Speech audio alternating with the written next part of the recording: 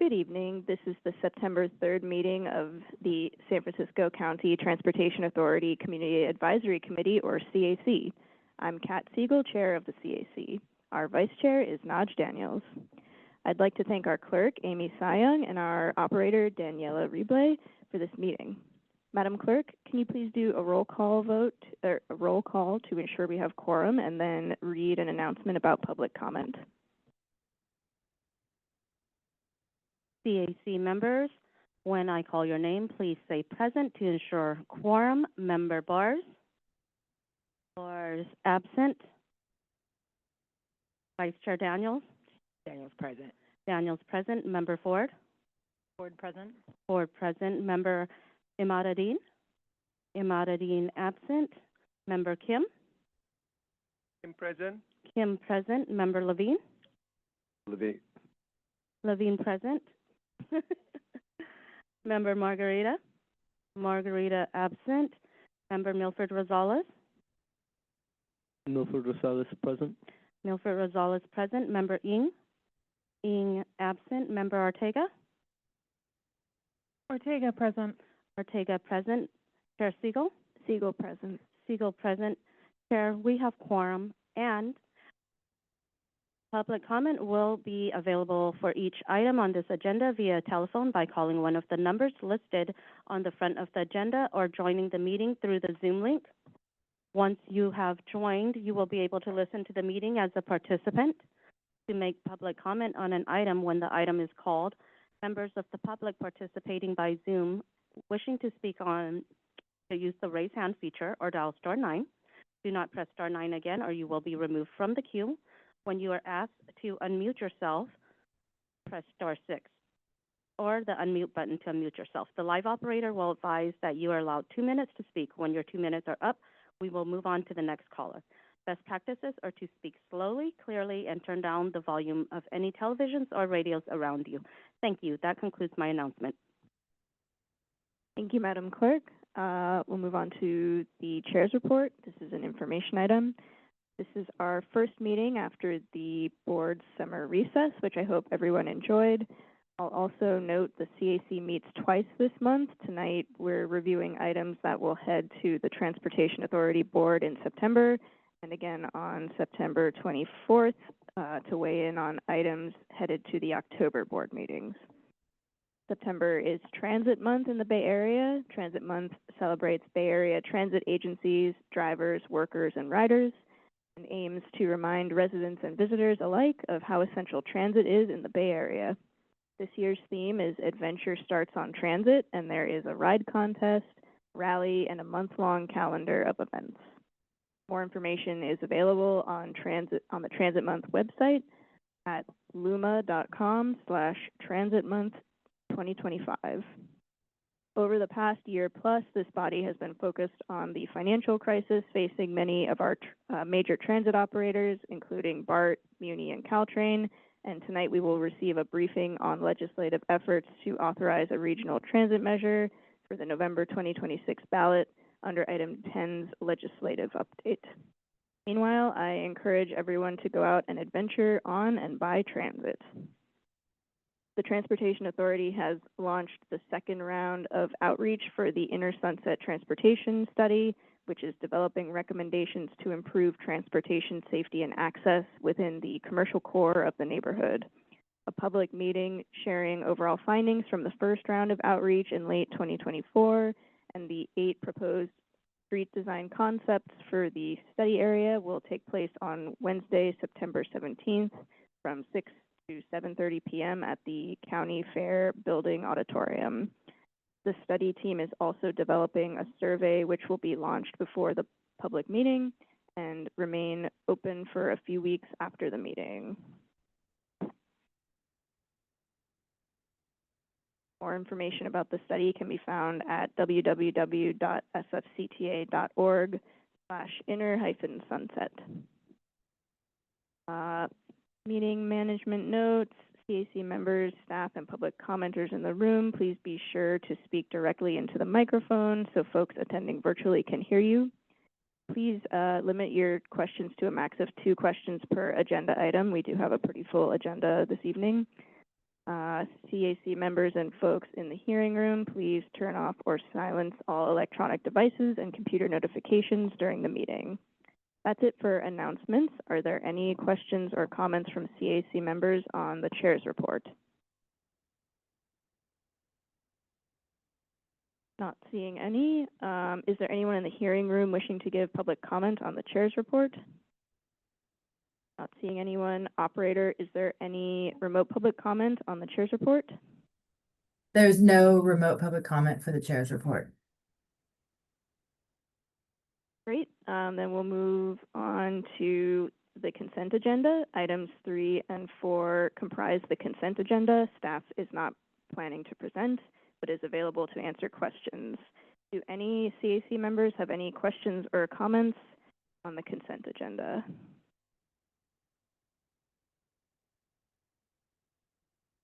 Not seeing any. Is there anyone in the hearing room wishing to give public comment on the consent agenda? Not seeing anyone. Operator, is there any remote public comment on the consent agenda? There is no remote public comment. Great. May I have a motion and a second to approve item 4, the minutes on the consent agenda? By Member Milford Rosales. Seconded by Vice Chair Daniels. Madam Clerk, would you please take a roll call vote?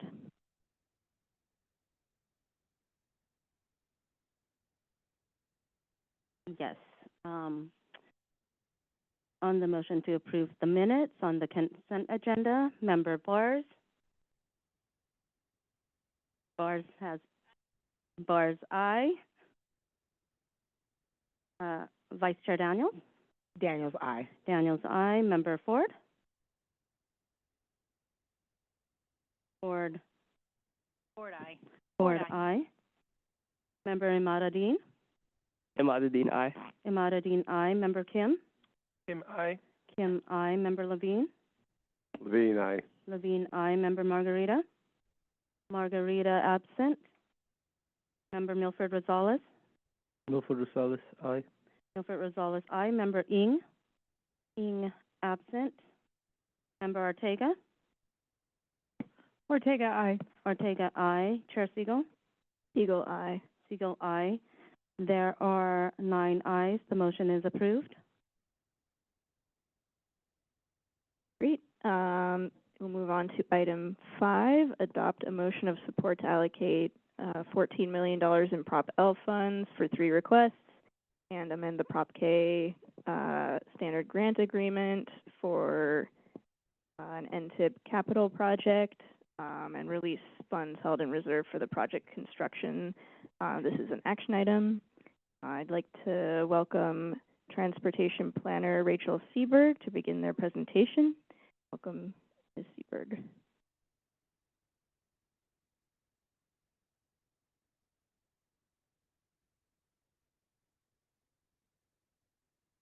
Hi, everyone. So this presentation includes allocation of about $14.3 million in Prop L funds for 3 requests and 1 Prop K amendment request to release $190,000 in funds held on reserve for the project's construction. The first request is for $12.6 million from SFMTA for the new flyer midlife overhauls phase 2. These funds would go towards scheduled midlife overhauls for 152 40-foot motor coaches and 69 60-foot motor coaches. The motor coaches in this request were procured in part by Prop K funds. As a condition of the Prop K allocation, SFMTA committed to maintain the vehicles in a state of good repair, including a midlife overhaul program to allow them to meet or exceed their useful lives. Overhauls will include substantial work to the propulsion system, suspension system, and electronic equipment, among other improvements. A maximum of 10 to 15 vehicles will be out of service at a time, and all vehicles are expected to be overhauled and returned to service by September of 2028. Next, we have a $1.1 million request from SFMTA for additional funds for the new traffic signal Contract 66. These funds would supplement the previous design phase funds allocated in September 2021 to design new traffic signals at 10 intersections and a rectangular rapid flashing beacon at 1 intersection to improve traffic operations and pedestrian and bicycle safety. Improvements at all new signal locations will include pedestrian countdown signals, accessible audible pedestrian signals, controllers, conduits, wiring, poles, and curb ramps. Additional funds are needed due to stricter interpretation of ADA accessibility standards and expanded scope at 6 locations for curb ramp, drainage, and/or curb and gutter work. This request requires an amendment to reprogram the full $1.1 million request from new traffic signals Contract 67 to Contract 66. Contract 66 is currently considered a higher priority project since it is already at 65% design with an already identified scope. SFMTA anticipates that Contract 67 will start design when additional funding is available. And here you can see we have, the map of locations of the new traffic signals along with the flashing beacon. And the next request is from SFMTA for $600,000 for design of the Slow Streets program, which focuses on refinements to the existing slow streets rather than expansion. SFMTA's Slow Streets program establishes low vehicle traffic corridors on residential streets to prioritize walking, biking, and community building, and these funds will develop and refine street treatments like traffic calming, volume management, and intersection safety measures on existing slow street corridors. You can find a map of the Slow Streets network in your packet. From this map, you will see that the Page Street and Sanchez Streets are included within the Slow Street umbrella. However, they have their own line items in the SFMTA Capital Improvement Program and their own schedules and budgets. And I'll discuss Sanchez Street on the next slide. SFMTA is prioritizing and grouping corridors by anticipated design effort and their status relative to program targets. The first set of corridors are focused on minor changes along the corridor. The second are corridors with a traffic calming focus to address speeds. And the third are corridors with a broader focus to address multiple issues. And those corridors with multiple issues are 20th Street, Cayuga Avenue, and Golden Gate Avenue. And you can find additional details about design efforts for each corridor in your packet materials.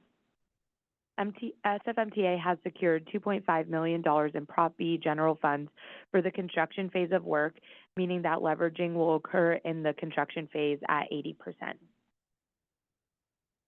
And the last request from SFMTA is to amend the Prop K standard grant agreement for the next generation Slow Sanchez Street and TIMP capital project to update project details and to release $190,000 in sales tax funds held in reserve for construction.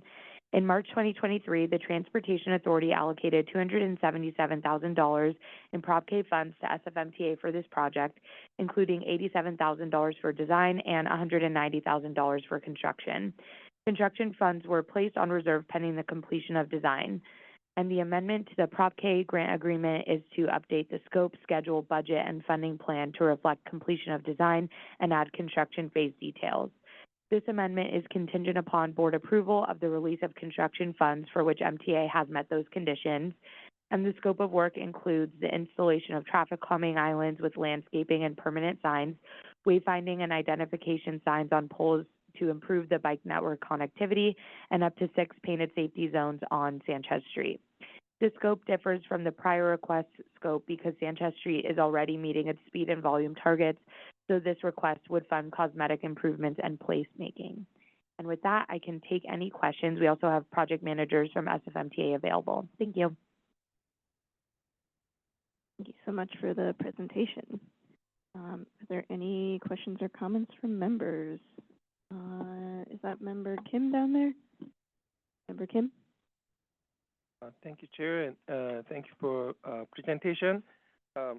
This is just, I have some questions about the maintenance, just curiosity. So this midlife maintenance is based on the mileage or a certain measure, like usage, or could you explain a little detail? For which project? The first one, midlife, the overhaul. Yes. Yeah. Sorry, one sec. We have, Gary Chang is on the line. Hi there. Hi, all the CAC members. Good afternoon. Thank you for having me here. To answer your questions, so this is actually based on the age of the vehicle. So we try to find a sweet spot between anywhere of the year of 6 to 8 years. So the average age of the life of the vehicle is 12 years for the hybrid diesel coaches. So we're going to try to pick the window between 6 to 8 to conduct the overhaul. Thank you. And then, during the pandemic, we have a lot of changes. So probably based on my first question is, there's some lines shut down and reopen. Is it affect to the usage? Even 12 years, I'm just guessing some route open through the pandemic. Maybe it's about time to maintenance, but some those bus route was shut off during the pandemic. Maybe they have less usage. That's actually a very good question. Thank you. So this is a FTA guideline for the vehicle life. It's expected to last for 12 years, but I've been working with the agency for over 20 some years. It just happens in San Francisco, we have these very steep hills, and the passengers loads, as you mentioned, that prior to the pandemic, as everyone been riding the 38th Gary, it's sardine packed. And although we are not currently back to where we were before, but I would say we are sometimes about 70 to 80% of the passenger loading. So when FTA put that general blanket across the whole or the U.S. Terrains for 12 years, in my opinion, that's a little unfair to SFMTA because our terrain is actually very tough. So you're correct. During the pandemic time, we have some routes reductions, but so by the time right now, actually, we are seeing some regular mileage that is actually being picked up again. On the average day, each vehicle runs about 100 miles per day. And so right now for the hybrid diesel coaches, some of the coaches, they have already banked at like 250,000 miles already on it. So in terms of the mileage there, once you spread it out evenly for the last, since we bought them in, on the average, they run about 30,000 miles. So even with during the pandemic time, we have some routes reductions. Maybe we have driven less at that time, a very fairly short window of time. But by now, I would say averaging out, we are still running about 30,000 miles per year on these vehicles. So I think they really do need to have this overhaul in order to sustain this coach's availability and reliability. Thank you for your answer. And I question, those fleet vehicle rotate to different route, right? Or just certain bus only operate a specific bus route? So actually for SFMTA, we do have 4 hybrid diesel bus yards and then 2 trolley bus yards. And then for each yard, they are servicing certain bus routes. But however, when all the buses are parked in the bus parking lot, and when the operator, they assign to route, let's just say, route number 9, when they walk down to the parking lot, they just randomly pick any coaches and then put on that revenue service. So for each vehicle, we don't necessarily have to dedicate it on a specific route. And after, just talking about math statistics there, after you do that for X number of years, then you pretty much averaging all the buses that, basically each bus gets its own fair chance to ride on, to serve on each route. Thank you for the answer. So bus kind of rotating, so you assume, each bus kind of travel different location. You mentioned, Gary, especially nowadays, PUC construction is really, terrain is tougher. So in the case, bus rotated to different routes, so you can assume each bus have like similar through the similar condition within those 12 years, right? Absolutely, absolutely, yes. And you're correct. We have a lot of constructions right now still in the city there. So as we all are, some of us who drive there, obviously some of the road conditions are not the best that we could be. Yep. Okay, thank you. Can I ask you other question about Slow Street? Yes, this 60K is specifically Sanchez Street or including other street? I saw the map, Lake Street also Slow Street. Those related to Lake Street as well? Yeah, so we actually have two requests. One of them is an amendment request, which is for Sanchez Street. Sanchez Street is not included within the Slow Streets implementation request, which is $600,000 for design. And we have the list of, well, not on hand right now, but we have, I think there's about 15 Slow Streets. Yeah, I saw the Lake Street on those maps. Yes. But my question is, I'm neighbors. I walk Lake Street almost every day, or every other day for the walk. But nowadays, pretty everybody knows the rule. So no car running fast, and then most of the time, people and strollers use sidewalk, and I saw some bicyclists do the run. People enjoyed it, but Slow Street thing is those plastic signs, things like that. I'm questioning, do we need more? Lake Street, I don't know what is the traffic data, but if there's no incident, the traffic incident, things like that, then maybe we don't need any extra stuff there. So it is pretty manageable. So I have a question. Maybe you can save some money on Lake Street and spend some other district, they need the most. Sorry. Oh, you're here. Okay.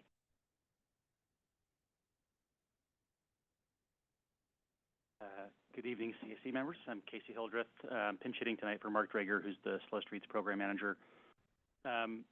We don't, I think we have actually 19, upwards of, more than 16 corridors. So I think we're 19 or 20. And we don't currently have any specific plans for Lake Street, as far as I know, beyond, somewhat of a maintenance focus. Like if there's signs knocked down, we'll replace them. But sometimes, like you say, people will want minor configurations. So we do consider that like a design effort. And so that's part of why we're asking for this funding. But more so, we have other corridors that have a higher need, and so that's why we kind of broke out. We might be working on Lake Street, but probably it's going to be focused on some of the other corridors that we identified that have an identified traffic calming need or have multiple needs, and so we're doing more of a corridor process to understand, what kind of measures are needed. So it's a broad spectrum, of need between one Slow Street and another. Yeah, thank you for the answer. So I don't know, I might miss, but I don't see any community outreach for the Slow Street on the lake. So if, I don't know, it's already happened or not, but you plan to have it, and then just let me know so I can join, and then maybe I can ask people to join, provide some feedback. But it's already happened? I don't know. No, I'm saying that we don't currently have any plans for Lake Street to do, any targeted outreach or broader public engagement around changes to Lake Street. I think it's somewhat in a state, from what I understand, that's, somewhat stable corridor. Just share, before very serious tension between neighbors, but now I feel like settled down. Looks like everybody happy, everybody respect each other. We don't want to poke the bear. Right. We don't want to wake anybody.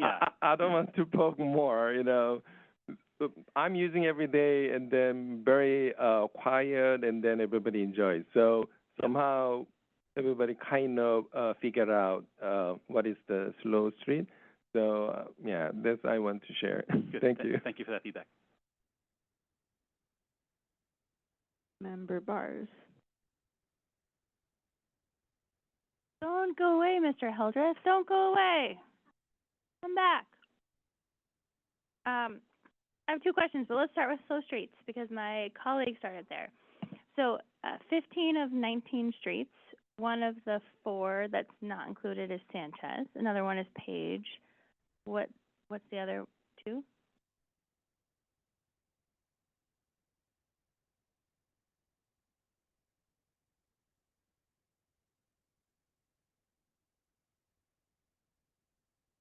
The design funding is meant to cover the rest of the Slow Streets program as needed. Okay. So for any design needs on any of the other slow streets. I mean, yes, subject to review by us. I mean, Mark Drager, the Slow Streets program manager, had laid out, I think a general work plan that had, again, put the corridors into certain buckets of level of effort to try and give you a sense of where we expect to focus the majority of our resources during the design phase. Cool. Where does Hearst Avenue and 12th Avenue find themselves on that plan? I believe they will be in the second bucket of like medium level of effort, where traffic calming, I think, is primarily focus. I'm right.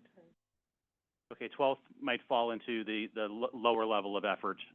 But again, this is just the projection based on what we know now. I think part of our request is trying to acknowledge that this is a very iterative program. It is also based a lot on requests and complaints. So that's why we don't have a very detailed work schedule, because it's such a programmatic effort. We do shift resources depending on changing conditions. And that includes, level of engagement from those that live on certain corridors. So more complaints means? I mean, within reason, yeah. I mean, if that's a signal that there's something wrong, we'll pay more attention to looking at those corridors. Okay, cool. Yeah, that's helpful. I'm monopolizing this, talking about just D7, but I live on Hearst Avenue, and I'm friends with folks on 12th Avenue, both of whom complain about speeding. And I know that there's a Telrom center on Hearst Avenue. I don't know if there's one on 12th Avenue. I was just trying to check that out, that demonstrate that, basically these streets are out of compliance and have been for a little while. So I think that there's a real interest in getting the D7 slow streets as much as possible into compliance with the program metrics. Yes, I know we've been active on Hearst installing some new measures. I would have to defer to Mark on sort of where we are currently, and if you're asking for any further details. Follow up with Mr. Drager. Yes. Okay, thank you. Appreciate it.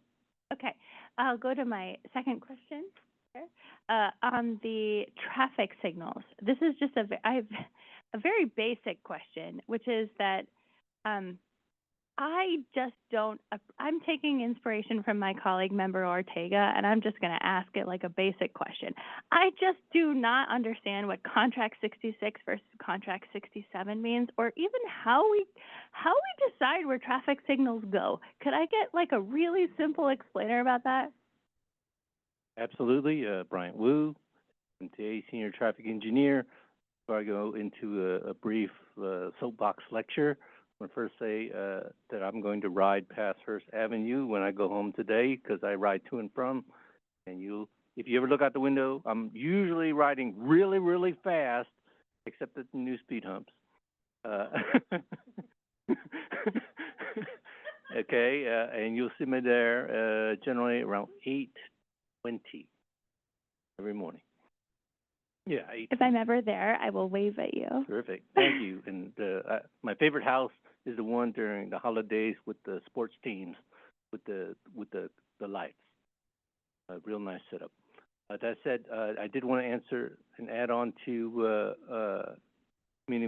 Kim, answer your question about a vehicle overhaul. I'm a car guy myself, even though I bike, and any vehicle, even if it's just sitting in the sun, will rot with time.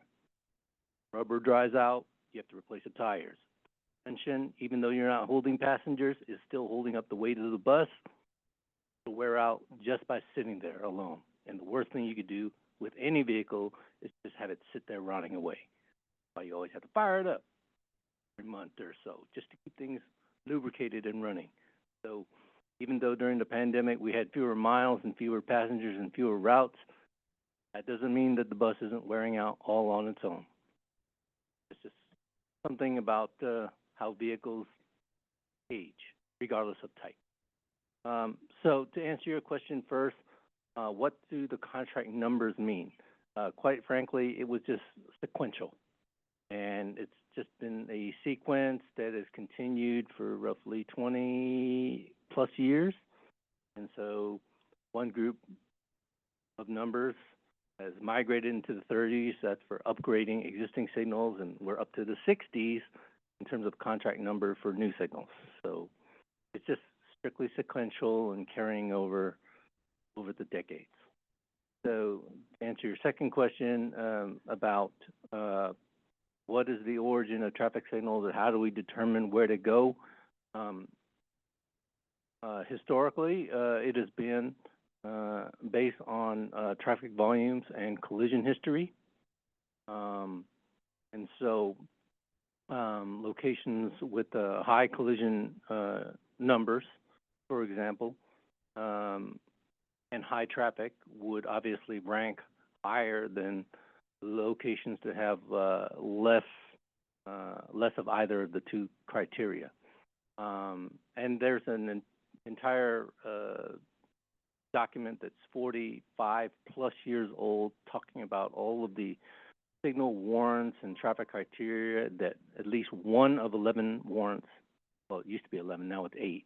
One of 8 warrants needs to be met to at least justify a signal that goes in. So some of the most common warrants that come into play in these documents are traffic volumes throughout the day, opportunities for gaps in the traffic for traffic to cross safely, proximity to schools, number of pedestrians that are looking for gaps to cross, as I mentioned, collision history, and then some of the other more subtle justifications would be to keep a more even traffic signal spacing so that you can help control traffic speeds along the corridor. So a good example of that would be something like Sunset Boulevard or Great Highway before it was closed, where the signals, even though you had 2 miles of beach, you had a signal every 2 blocks.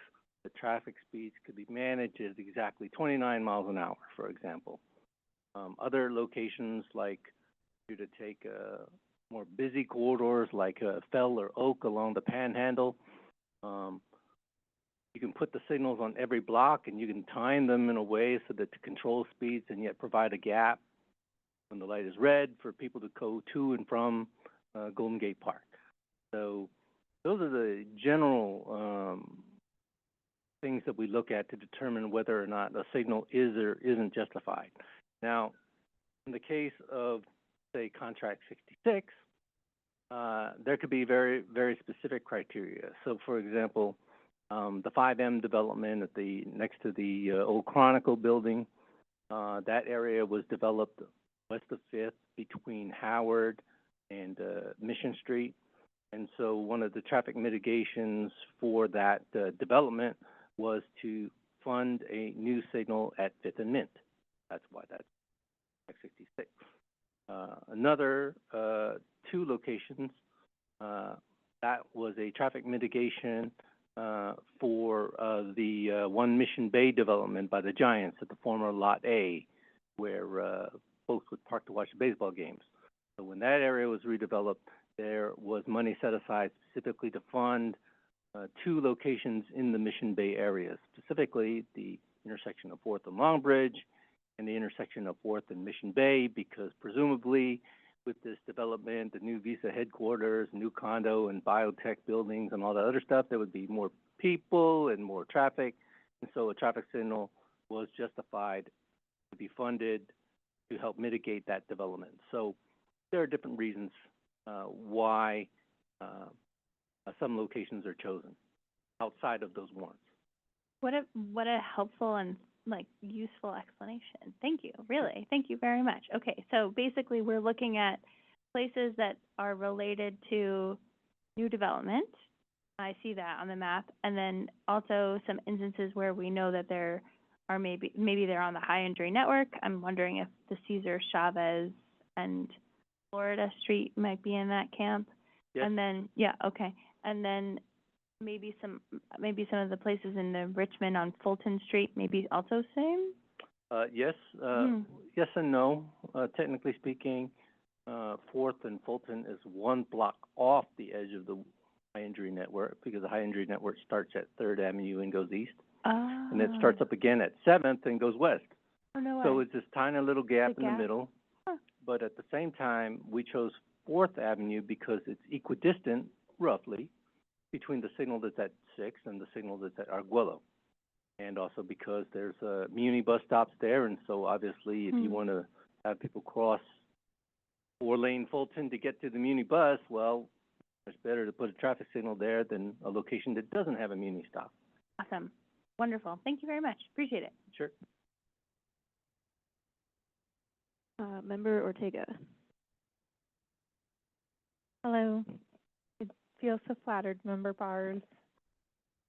I have a question about the slow streets, specifically Sanchez. I'll let you come on up. Come on down. This is right. Okay, so the first question is pretty basic. Perhaps I've just had a very long day and cannot comprehend things. The Prop K to Prop L amendment, is it that originally we allocated the funds under Prop K, but Prop K no longer exists, so we need to have them allocated under Prop L? Or is it additional funding on top of the Prop K allocation?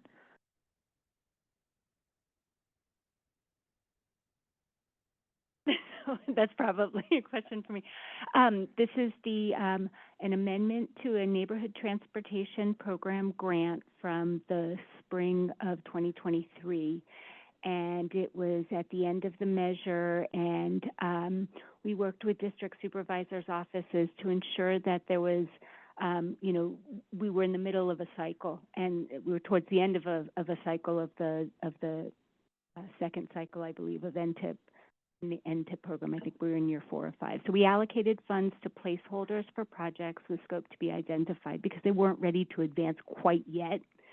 And this is an example that we also had Ortega in the spring, and and we have a couple of others coming up as well. We have a District 7 project.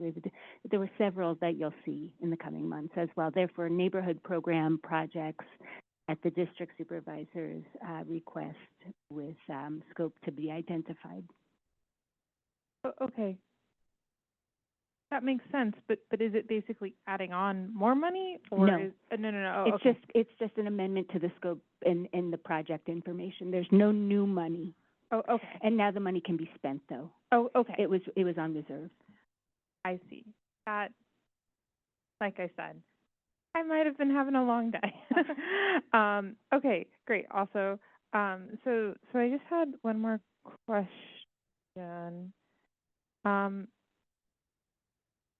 You mentioned that this Sanchez Street is sort of achieving its metrics, which is really wonderful. As someone who walks on it often, I live in District 8, right next to this street, actually. I would say that my observation of the times I'm there is that's pretty true. So that actually does make me ask a second question. Well, it's 2 questions. One of them is really silly, though. If this street is already achieving the goals, is there, we talk about how tight the budget is. Is the street actually the street that deserves to get the money if it's already achieving its goals? I'm not like trying to take away the improvements that you want to do. It just seems sort of like an interesting choice to proceed with a street that's already achieving the goals when there are other streets that are not achieving the goals. So I'm perhaps a little confused about that part. That's a great question. My best to try and answer. I will say, our speed and volume targets are, very quantifiable metrics that we are using to, I think, address, like, is it worthy of being a slow street? That's not to say that we don't have additional goals for individual slow streets or the slow streets program as a whole. So placemaking, has always been a part of the conversation, around building community and creating just wonderful community spaces. Sanchez has always been sort of at the forefront of those discussions and why, this corridor really is sort of out front compared to most of the other corridors. I do know that there's been a lot of work done to, work with the community. They went after a grant for a mural that was tied to some of this implementation. The koi fish on 26th Street, it's gorgeous. An additional mural and some painted safety zones that are coming. So I would just say, like, it's not while speed and volume are our major targets, and we do have work to be done on many other corridors, I think we can do a little bit of chewing gum and walking at the same time in terms of picking a corridor that seems to be ready for, like, what does the next generation look like of a slow street? Okay. And at least try it and see how that might also contribute towards safety in a different way. Whether we scale that to other corridors, I think, is a very pertinent question given the budget situation that we have. Okay. So it's kind of going to be used as sort of a test site for even more advanced slow street opportunities in a more permanent way. I think that's correct, yes. Okay. That makes a lot more sense. And also plug, if you haven't seen it, the koi fish mural on 26th and Sanchez is really cute, and it's right next to Noe Cafe, which has some of my favorite brews in the city. So, awesome. Thank you. If I just may, I want to correct myself earlier. We have 3 corridors, slow street corridors, that are not part of this design phase. We talked about Sanchez, which is a separate line item, Page Street, separate line item, and then there's a separate study for Noe Street, just north of Market Street. That's the 3rd corridor that's not part of this design request. Clarify that. Member Ford? Okay. Privilege of being the first item. We're all very keen. I wanted to compliment the person who wrote the stoplight section in the memo for this one. Really good details about why each stoplight exists, and it's been really interesting to read. It also raised a couple of questions, one being the 10th and Lincoln, and then we talked about the Inner Sunset traffic circulation study, and I'm wondering how those two efforts, left hand, right hand, talking to each other. And then the other detail that stood out to me was that 28th and Guerrero has been asking for this stoplight since 2016 when they installed the electrical. Why has it taken us 10 years to install? And then the last one is that the developer's giving us $400K to do the stoplights in SOMA. And we're allocating 1.1 million. Like, the 400K seems like a lot of money. Is the 1.1 million in addition to the 400K? Is it ring fence? Is there a bunch of other street work? Like, that number just struck me as large. Thanks for talking about stoplights a little bit. As others will know, I talk about traffic lights all day. So no, I'm used to that. First question, why 10th and Lincoln?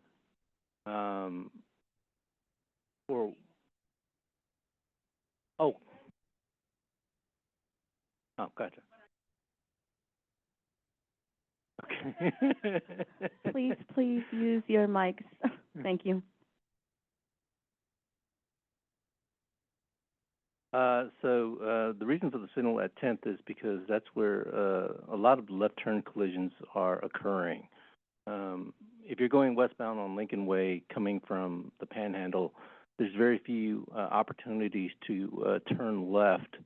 You turn left generally either at 7th Avenue or your next legal place to do it is at 10th. And since there are a lot of people are obviously trying to bypass traffic in the Inner Sunset and trying to head south, and so they make a left over at 10th. They begin to quite a few collisions. The secondary reason for that is when they are turning left over there, there's only 2 lanes over there, and so when you're doing that, everybody has to scooch over one lane, and Depending on the time of day, that also affects the Muni number 7 that's over there. So that's a secondary transit benefit. The third most subtle reason is there is a driveway, one of two driveways coming out of, I'm old school, so I call it the Arboretum. I don't know what they call it now, the Botanical Society, I'm calling it the Arboretum. Got it. And so there's an unusual driveway over there, and so we want to clean up access to that as well, because some of the third benefit is some of the Rec and Park employees can't come in there from Golden Gate Park, so you have to make an eastbound left. So that helps things out a little bit as well. As far as coordination with the inner Sunset plan, I'm not too familiar with that plan because my world is usually around signals, but I am aware of the various studies over there, and that everybody knew for a couple years already that the signal at 10th and Lincoln was not only needed, it's on the high energy network, but was coming. So I'm sure there was some coordination with that. The second question, I think it was 400,000, I think you mentioned. Yes, the developer at 5th and D or something, 5D developer with the Mary Mint Soma intersection. The memo says they contributed 400,000 towards the construction of new single-eyes pedestrian crossing at Mission at Mary and Mint Street alleyways. Yes, so I'm going to take a step in the Wayback Machine. It wasn't that long ago when a new signal, depending on your point of view, in the late 1990s, a new signal was a little over $100,000. Right now we're close to 1.5. And when these developments are negotiated and agreed upon, easily 10 years ago, before construction, 400 sounds like a decent number. And of course, we're nowhere near that now. That's the nicest way I could put it.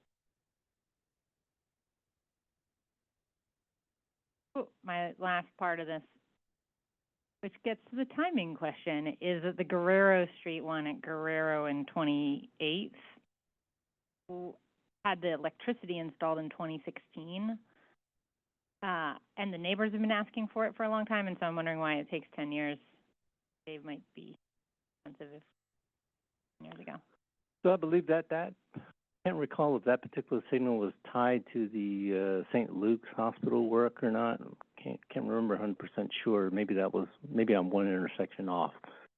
Sorry, but I ride San Jose Avenue. I turn off already to Tiffany before I get to that location. But I think part of it has to do with coordination with the payments to parks, park redevelopment, because there's that triangular section over there where that light would be.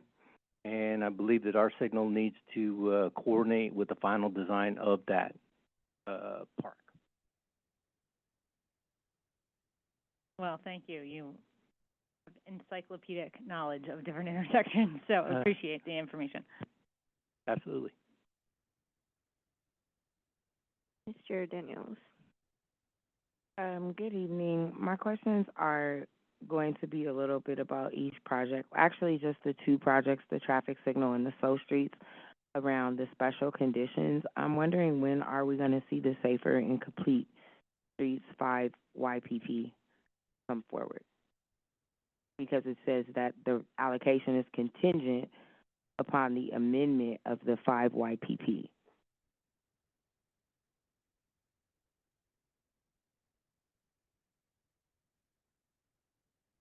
The Safer and Complete Streets 5 YPP was approved, I think it was about a year ago. I'm lost track of the years over the last 2 years, but within the last couple of years, it has been approved. So what happens when an agency wants to request funds that are for a different phase or for a different project, we do an amendment. And we have to have that approved at time of an allocation request, and so that the CAC and board and public are clear on what the funds were intended for and how they're being requested. I think my question was, when is the amendment going to happen? Are you saying it already happened? Because here it says the recommended allocation is contingent upon amendment of the Safer and Complete Streets 5 YPP. Yeah, it would happen concurrent at the same time. So it's happening now. Through this action. That's the with conditions in the action. Okay, that's where I was unclear. And then my second question is kind of similar. It's going to be an overall, not specific to either project. But given the state of the budget of the SFMTA, are we going to get a report on, like, how the prioritization is happening with the funds that are being spent while we're still waiting on the revenue measure to pass to make sure that they will have money? I'm saying, is there someone overseeing how the prioritization happens of the monies that are spent by the SFMTA while they're still waiting on this multi-Bay Area revenue to pass for taxes to afford to be an actual entity? Yes. So I'll do my best to answer that question, then maybe give it to Maria. When the requests come in, they are expected to be consistent with the 5-year prioritization program that is approved by the board. And if they're not, then we do an amendment. So we are checking that what the funds were intended to be used for in the 5-year plan is how they're being requested. That is the programming action that the CAC takes, meaning that when the funds are requested for an allocation, that's what you would expect. So yes, if they are not consistent, we do an amendment to the 5-year plan for the sales tax and for Prop AA. That's how we manage the programs and TNC tax. So given the state of the budget, has there been any plan to re-look at the 5 YPP to reprioritize, or no? That's not a thing, or, because that's really what my question is. Like, is there someone paying attention to the money that the SFMTA is spending, given the fact that they are broke? What I can say is that you're seeing it in amendments like tonight, where Contract 66 needs additional funds to finish design, and Contract 67 has a ways to go with the funding plan. And so MTA is evaluating its priorities and saying, this is a higher priority, so we're going to seek the funds for this project instead. But no plans to go back to the original 5 YPP, which is directing all of the spending. No plans to go back to that, because when it was put together, there was no idea that we were going to be in this state with the funding or the budget, or was there prior knowledge, or am I asking the question in the wrong way? Am I using the wrong words, or does someone understand? I see a lot of looking. I'm just guessing, and if I'm off track, Vice Chair, just redirect me. Each 5 YPP corresponds to a program or a particular bucket in the sales tax. And I don't know if you were, but if someone was saying, hey, could we use some of the Safer and Complete Streets money for transit operations, we can't do that because the voter measure said this is just for Safer and Complete Streets type projects. But we can go back if we were asked either comprehensively to relook at a certain 5 YPP to reprioritize the projects that are eligible within that, or we can do it as Anna says, when a sponsor comes. Like a good example might be the facilities projects, right? There's clearly not enough money to do all of them.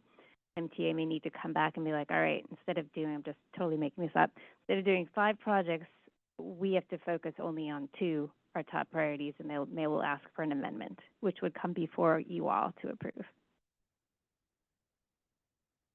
Thank you. Member Milford Rosales.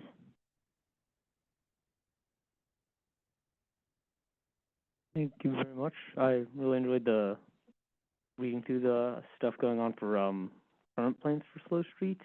I was disappointed reading initially in there that it was only looking at the existing network right now. there are no slow streets at all in that downtown area, and then there's been some really good work on affected bike lanes. Most of them are parking protected alone, which definitely is not the most kind of calming, safe feeling space when compared to a slow street. Are there any plans to either to try and look at expanding, maybe copy what's gone on with the Embarcadero bike lane that's like more rigidly protected out near Cupid's Bow Arrow, whatever it's called, and do something similar? Because most of the streets in Soma are massive and rarely have that much traffic on them outside of rush hour, like 2-3 hours a day. Thank you for the question. The short reply is no, there's no plans to expand the Slow Street program at this time. I think in reference to your earlier questions about the status of our current budget, we have a program and we know we have lots of needs. I think until we feel more comfortable that we've adequately addressed as much as we can the current Slow Street program, I think we'll want to kind of see where we are maybe a year, 18 months from now, if we're able to expand the network, but currently no plans, and lots of work just to focus on the streets that we've got currently identified. I do know, as you referenced, that there's a lot of work going on numerous Soma streets for safer and better facilities for vulnerable users. So I think there's just a lot going on. I know there's consternation that we have so much going on in Soma in terms of construction. So there's no plans to currently add on to that pile until we have at least completed some of our marquee projects like Folsom Howard, and those corridors in particular. We have 5th Street, 11th Street. There's lots of other streetscape corridor projects that are happening. They're just not called a slow street. In part, that's just the character of the Soma roadway network. All right. I guess I'm just asking that I want to reiterate that the projects that have been completed, many of them are tremendous for safety and make it so much better to bike and walk and get around there than before. But fundamentally, all the spaces still feel like giant, massive, crowded, loud, noisy streets that are with high-speed cars right next to you. Generally speaking, people getting in and out of cars right next to you. Like the parking protected bike lanes are safe, but the door zone alarms go off every time the car door is opening when I'm going through there. It's never a fully relaxed experience, and the size of the streets and how little they're used outside of a 2 to 3 hour window of the day. I was curious if there were any thoughts on how they could be made to look different or something. Yeah, I'm not aware of any efforts to look at dramatic changes. I would say streets that might be similar in character to a slow street, the alleyways. I know Hayes Valley has a Living Alleys program. I believe some of that has been extended to Soma or thought about. I just think in terms of the slow street network, I don't think any of those alleys would make any sense, just given our bike network. I think we are focused on those busier corridors where slow streets or a similar type of treatments I don't think would be appropriate. Thanks. Member Margarita. Great. I think you just answered my question. I was wondering if there would be any flexibility on areas where unfortunately people have been hit and it's been hit and runs, and so if there would be flexibility in changing the different streets. I'm thinking about Silver Avenue, because that's a long corridor from San Bruno and Silver all the way to Cambridge. There's no other signal lights, and I mean there's like one stoplight in front of Grocery Outlet, and I think that might be it. It goes Princeton, Dartmouth, Dunsmuir, Colby. I think Colby has a stop sign. Then there's a whole bunch of streets, and then there's Grocery Outlet, and then there's nothing all the way up until San Bruno and Silver. And as you all know, in January, I believe, of 2024, there was a hit and run and somebody passed away right in that area. And so it's like, I'm always about prevention. And so is there any flexibility to look at, okay, you know what, this is a little higher on our radar, knock on wood, that I hope there's not another incident like that in that area, but it's almost like I can see it happen. A lot of kids, you know, whether they're riding their bikes or skateboards, and because it's like a, you know, just easy drive pathway, I get nervous for them, and I'm looking at them as they're like sliding through, and I'm like, it just takes one car to like not look. And you were talking about the left turn, I think on Lincoln, that can easily happen, and someone can get hit right there. So again, knock on wood, prevention. Hope it doesn't happen again. But if there'd be any flexibility, but again, I think you just, but just to put it on everybody's radar.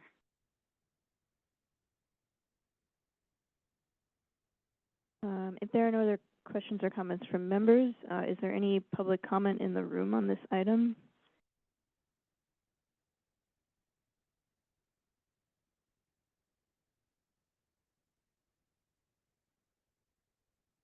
Please use the mic.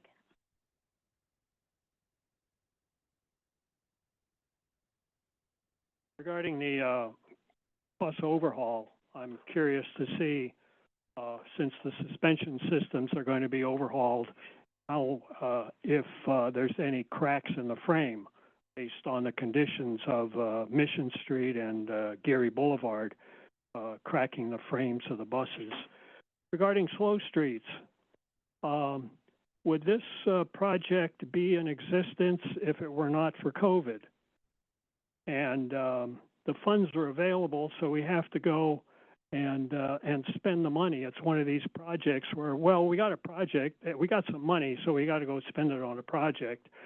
We talk about having greening in here. Well, the question is, where's the maintenance money going to come for maintaining whatever green space you're going to have? One of the unintended consequences of slow streets on Sanchez is the observed congestion on Church Street.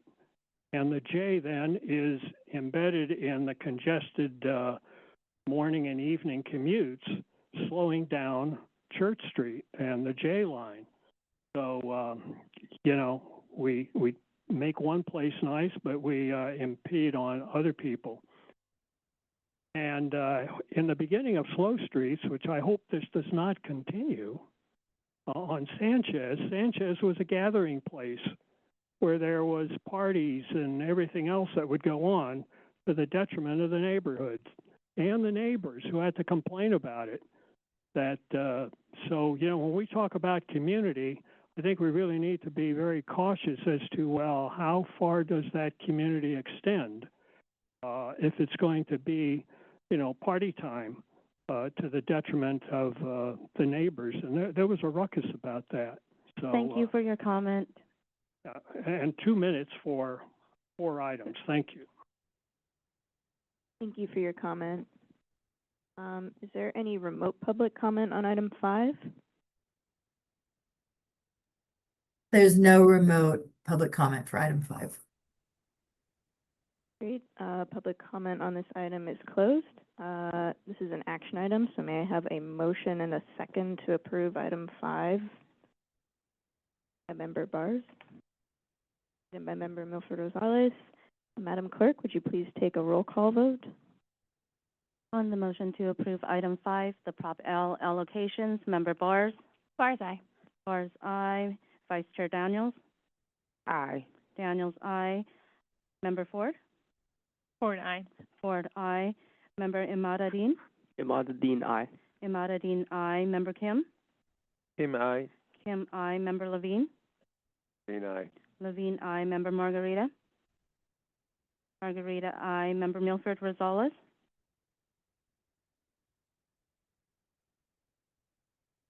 Milford Rosales, aye.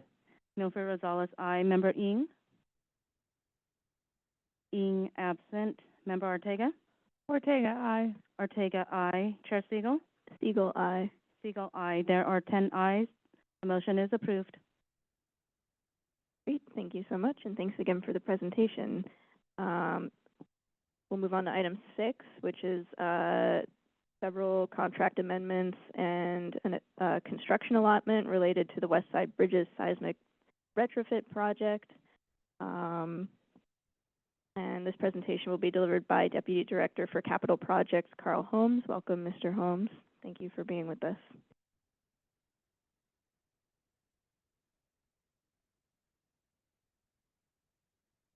Thank you, Chair Siegel, Vice Chair Daniel, CAC members. Thank you for your service.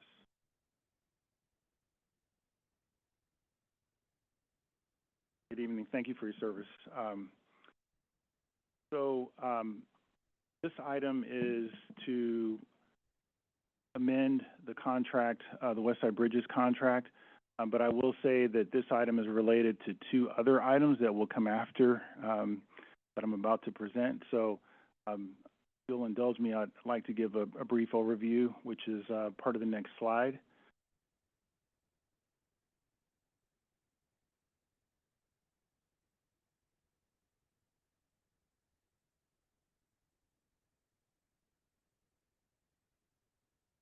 Okay, I'll scroll. So on this slide, and most of you have seen this before, but there have been some updates. Hopefully you can see, you cannot see my cursor. So we have, this is Yerba Buena Island. So the top right portion of the slide is going in the top right direction is going towards Oakland, and going in the bottom left is going towards San Francisco. What we have is there are a number of projects that are currently in design and construction, and when you see a green call out, a green rectangle, that is referring to projects that are either under construction currently, or we are hoping to include them in as a contract change order. And then the white call-outs, the white rectangles, are projects that have been completed. And then what is in orange or yellow is project or a segment that is currently under design.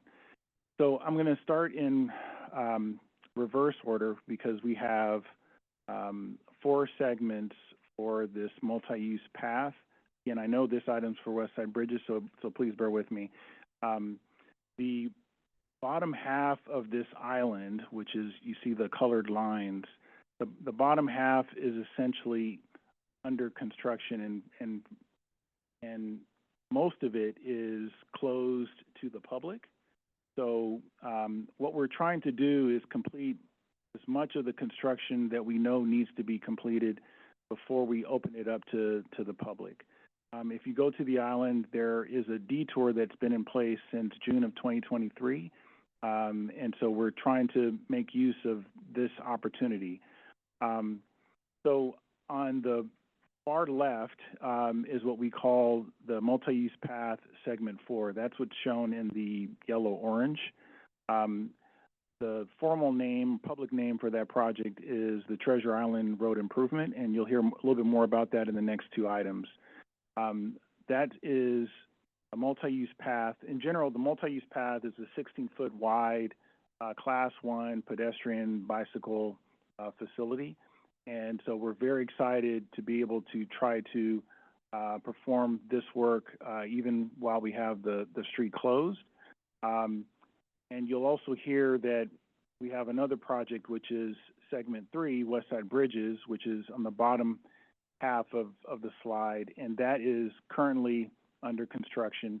We are actually, the project is going so well. By the way, all the projects so far are on budget and on schedule.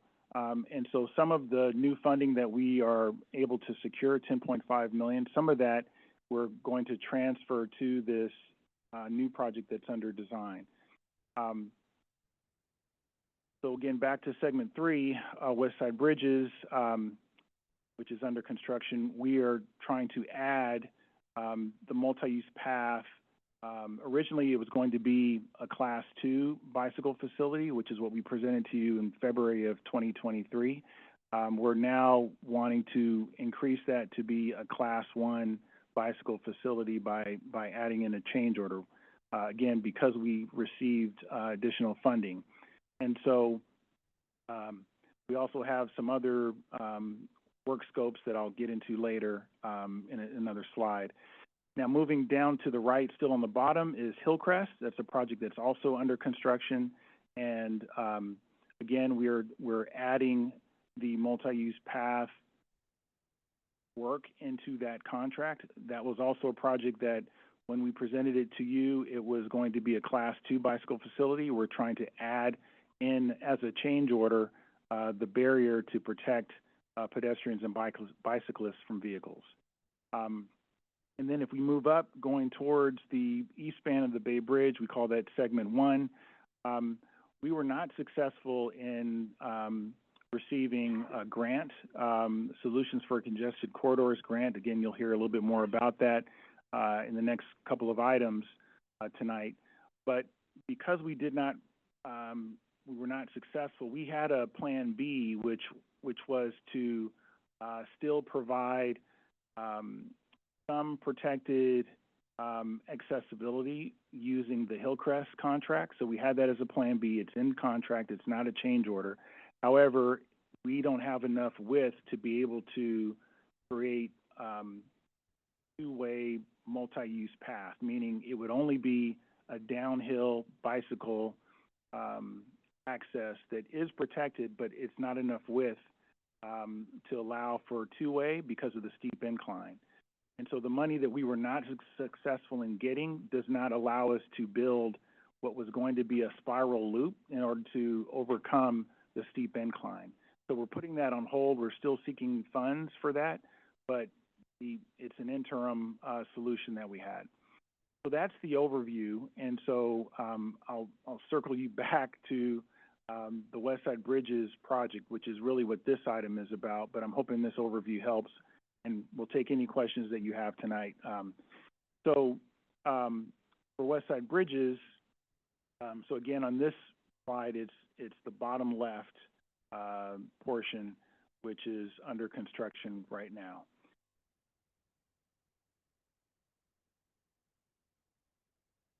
Thank you. So for West Side Bridges, the scope in general is to demolish 7 bridges. They were roadways that were placed on bridges back in the 40s.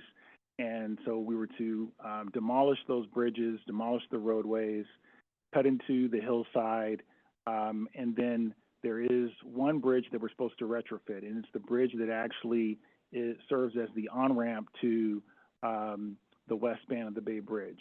We have completed the demolition of all 7 bridges, and we're now retrofitting the on-ramp bridge. Again, and we were also supposed to provide a Class 2 bicycle facility, but part of tonight's action is to proceed with turning it into a Class 1 bicycle facility. Of course, we always have to give our props to our key stakeholders and funding partners. This slide shows our funding plan, and the bottom 3 rows of the funding plan shows the sources of how we got the $10.5 million of additional funding, and that's how we're able to complete this multi-use path. And then there's a couple of other retaining walls and a new joint trench, and then a portion of this funding will be transferred to the Segment 4 project that was on the top left of the map. This shows the cost breakdown. The bottom line number matches the funding plan, and then there's a note on there that says $2.267 million will be transferred to the Treasure Island Road Improvement Project, also known as the MUP, Multi-Use Path Segment 4. We are more than 60% complete with construction, and we currently are exceeding the DBE participation for the actual construction contract. This slide shows the what are we getting out of the $10.5 million. So 9.6 of that 10.5 is going to construction, and so it's the multi-use path within the project limits, 2 retaining walls. These retaining walls are, we've presented to you before for Hillcrest, the concept of building retaining walls one time, not building in a particular phase and then coming back to have to demolish a wall and then build a new wall after we cut deeper into the hillside. So you're hearing that same concept again. It's just we're now ready to implement it on this particular project. And then there's some additional joint trench that we're wanting to add in order to be able to tap into existing power that essentially is a part of the segment 4 geographical limits, but it's needed to be able to power the street lights, and it will also power up the street lights for Hillcrest. Now, again, doing this work now saves us about $10 million, probably more, because, again, the roadway is closed. So if we were to wait to do this later, we're not even talking cost escalation, but to wait to do this later, we would be demolishing whatever walls we install in place of these two, and then we would have to deal with public traffic, and so lane closures and the time that it would take for the work to happen, we would lose out on this. So I'm pleased to be able to present this for your approval. Along with, so again, the 10.5 is the additional funding we secured, 9.6 goes to construction. Now we're talking about what is the remaining need to be used for. $200,000 is needed for our design consultants in order to be able to answer questions and to make sure that at the end of the day, the designer is pleased with the work, that it meets their design criteria. And then we also have a construction management consultant on our team, WSP, that is helping us to manage the projects. Both of those contracts also currently are exceeding the DBE participation, by the way. And then for scheduling, we're still on schedule to complete this work December of 2026, next year. Then we have project closeout, and then there's a performance measuring reporting that needs to happen that carries us through December 2029. And with that, this is the summary slide. Again, the top three items are the dollar values and what they're being used for. And then the fourth item is, of course, requesting our executive director authority to negotiate the ancillary contract terms and conditions. With that, I will turn it back to you, Chair Siegel, and take any questions. Thank you so much for the presentation. Member Ortega.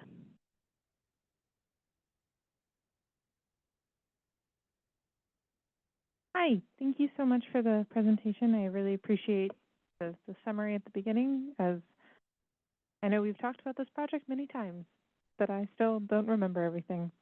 I have a couple of questions about the attachment to supplementary work items agency furnished budget costs that was in our packet that is related to this total funding. I think the first question is really, why does the number at the bottom of this item attachment 2 not match the number for the funding that we've been seeing here? For reference, for those who have not seen it, total construction allotment in attachment 2 is $109,223,769. And I'm just trying to put apples and oranges together here, where we're talking about the total construction budget of being $126,400,288. And so I'm just trying to figure out where I'm missing approximately $16 million. Does that make sense? Do you need a minute?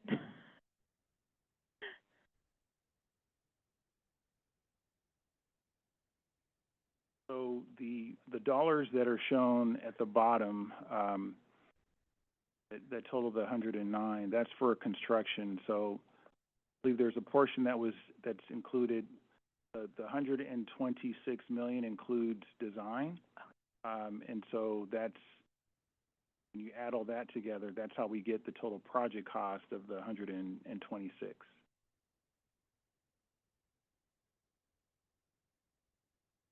Perfect.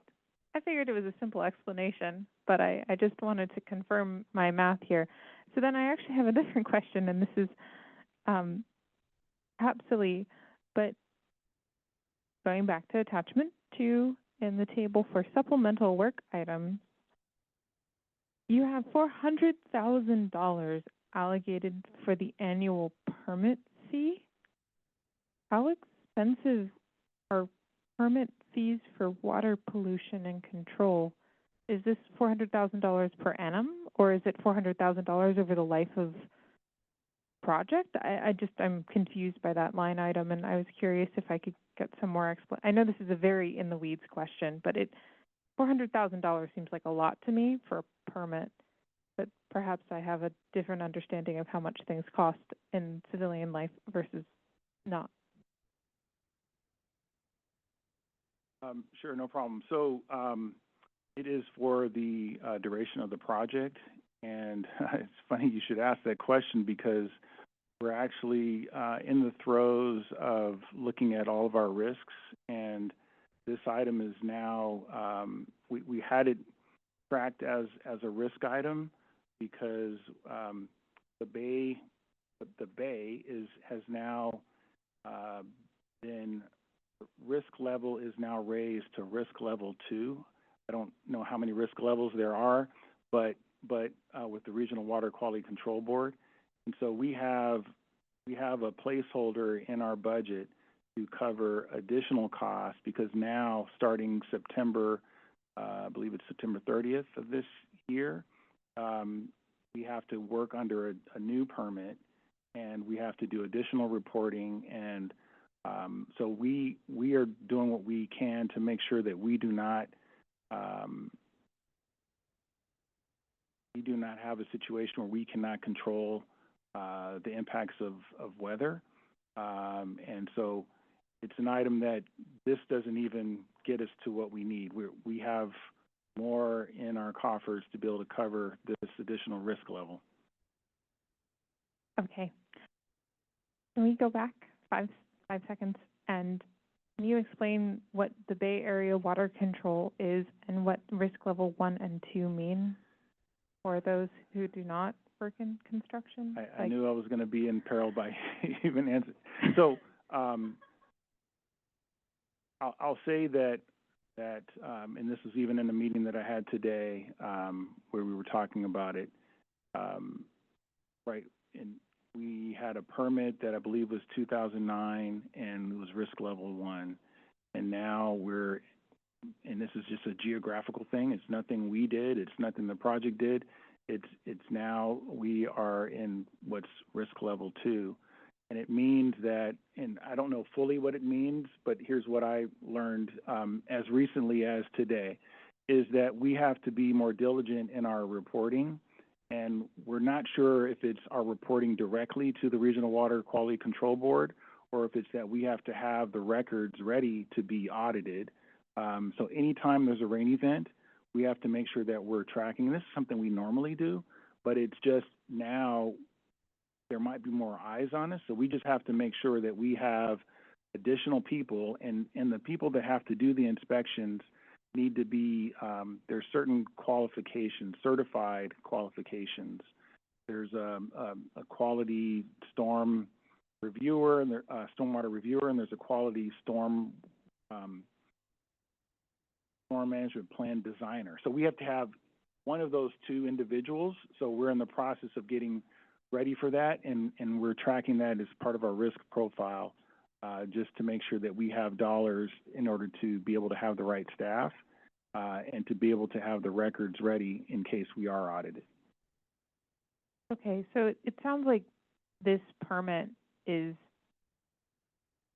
from okay, I think I get this. Is it like a pollution permit situation where we're trying to make sure that the runoff from the construction doesn't impact the water quality of the bay? Is that my? That's exactly. Yes. Okay. Yes.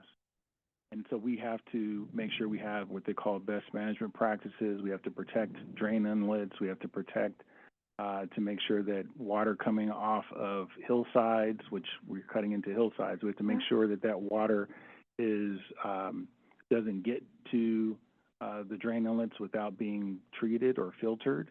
And we have to make sure that we are tracking in an estimated format how much water were we not able to stop to get into the bay. And so that's what we're going through at this point, understanding that additional risk. Oh, okay. And part of it is that the bay has now been reclassified. Yes. And so we now have additional items placed on any construction work or that would impact it. Okay. Yeah. I think that's all my questions. Thank you. Member Ford? I'm sorry, I need to clarify. So 126 is for construction, and there's 17, I guess, for construction management that wasn't showing in this item. This is specific to the actual construction contractors, not the construction management. Thank you, Anna. Thank you for adding that clarification. That makes me feel better because I was pretty sure I could add, but I couldn't find it.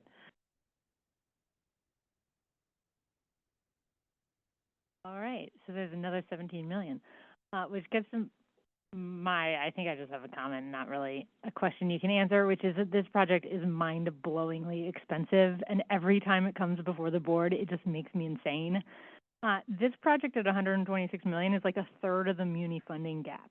We mix our stormwater in San Francisco with our sewers when it overflows, and we can't fix it because we don't have the money, but yet we're going to do this on this like 1/2 mile stretch of construction, and it kind of makes me crazy. And so I think the one thing I would really appreciate with this project is an understanding of how many housing units have already been built on Treasure Island, how many people live there, and how many people will live there on what timeline, because just like the infrastructure cost per housing unit, it's insane. And we could use that money in so many other places in our city, and we keep throwing more money at it every time you come before the board. And I recognize a lot of this is like federal grants and stuff, but I just need to get that off the chest that like, dude, $126 million is a lot of money. And this is a really small, concentrated project.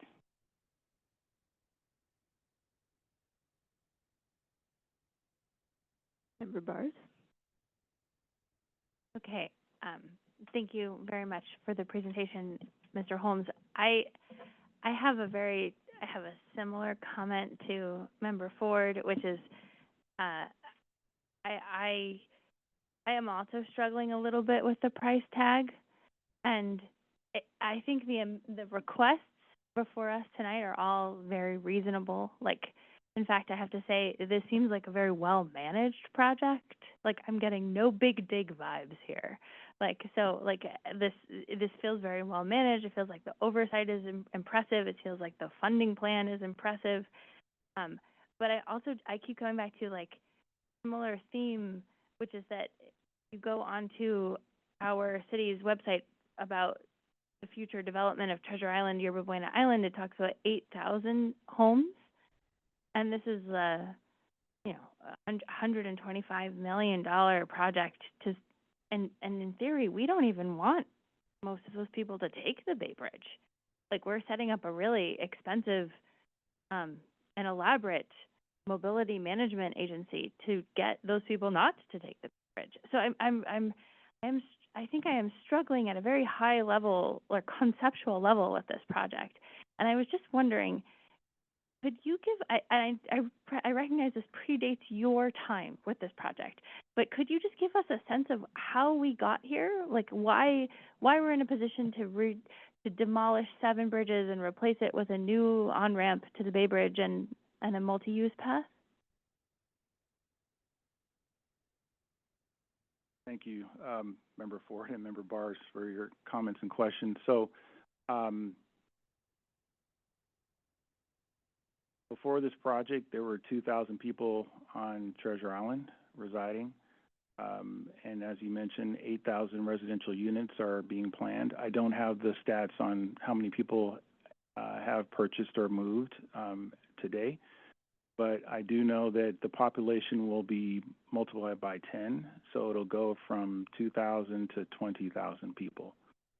And yes, we do not want to encourage people to take the Bay Bridge. we do not want, in terms of driving, the model is for it to be 50% of the mode share is not in a single occupancy vehicle. So if they were to take the bridge, we would hope that they would either carpool or ride the 25. So the other part of my response is that we as an agency are doing this work on behalf of the Treasure Island Development Authority, TIDA. So they had asked us to help them with the design and construction of the infrastructure to support that increase in population on the island. It's not something that our agency decided, oh, we are interested and excited to take this on. We were asked to take it on. So yeah, I do take to heart trying to manage this project well, regardless of, yes, the price tag may be high, but it is measured of the type of work. And why would we replace the bridges? The bridges are seismically deficient, and with that increase of population, it is not doing the public a good service to have them continue to ride on roadways that are, for lack of a better term, they were, when you compare those bridges compared to the Bay Bridge, they were like tinker toy types of bridges. They were not, something that you'd want to have for a sustaining community. So that's part of why we are doing this, to support the Treasure Island Development Authority and to make sure that with the new development that comes on board, and it's not just residents, it's visitors and tourists, that they are actually traveling on sustainable roads. And again, to your point about not wanting to encourage people to drive, that is so true, and you'll hear in the next couple of items about what we call the Bay Skyway. So this multi-use path is intended to connect to the east span of the Bay Bridge and allow bicyclists and pedestrians to get to the ferry terminal on Treasure Island and then to travel by ferry. Now, there's a whole nother program by MTC that is years away, maybe a decade or two away, that is looking at a west span bridge accessibility for bicycles and pedestrians. So yes, I'm trying to, as professional as I can, answer why we're doing this, and I understand the price tag compared to other the context of other agencies and funding gaps. Thank you for the response. I really do appreciate it. It is a helpful reminder of why we do some of these large projects that we do, and also I think it's a very fair point that it costs money to demolish things, and if the infrastructure that was there in the first place, the 7 bridges in the first place, were not of a high quality, or frankly were risk factors in and of themselves, that we would want to invest in removing them and replacing them with something that was safer. So that point I do appreciate. It is just very difficult, to remember Ford's point, when you were talking about significant operating deficits for Muni for the whole city, and then see a project like this. It is a struggle, but I do genuinely very much appreciate your explanation. Thank you. Member Kim. Thank you, Chair. Thank you for presentation. Yeah, this is kind of a quick question. Recently, we heard the federal grant pulled off from the California high-speed rail. So current administration doesn't favor California. So this project highly depends on federal program. Is there any risk in the future federal grant, or it is secured?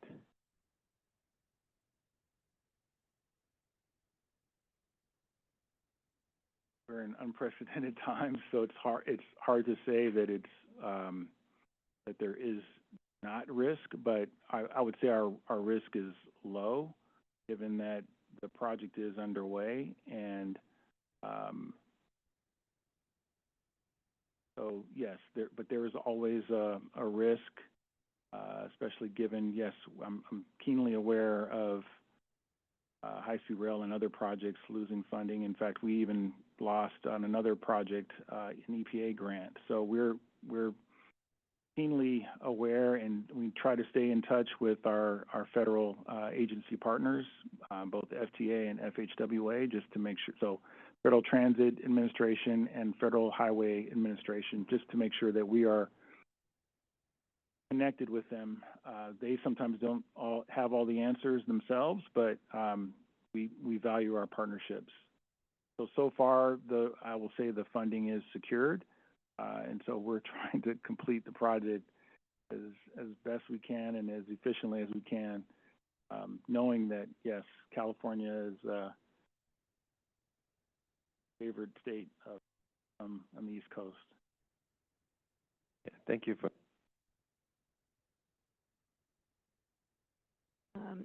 Not seeing any more cards from members. Is there any public comment in the room on this item? Seeing any. Operator, is there any remote public comment on item 6? There is no remote public comment for item 6. Great. Can I have a motion and a second to approve item 6? Moved by Vice Chair Daniels, seconded by Member Milford Rosales. Madam Clerk, can we please have a roll call vote? On the motion to approve item 6, YBI West Side Bridges contract amendments, Member Bars. Bars, aye. Bars, aye. Vice Chair Daniels. Aye. Daniels, aye. Member Ford. Ford, aye. Ford, aye. Member Imadadeen. Imadadeen, aye. Imadadeen, aye. Member Kim. Kim, aye. Kim, aye. Member Levine. Levine, aye. Levine, aye. Member Margarita. Margarita, aye. Member Milford Rosales.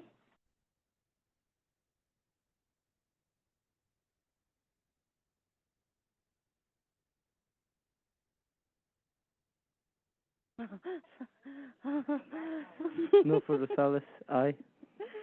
Milford Rosales, aye. Member Ng. Ng absent. Member Ortega. Ortega, aye. Ortega, aye. Chair Siegel. Siegel, aye. Siegel, aye. There are 10 ayes. The motion is approved.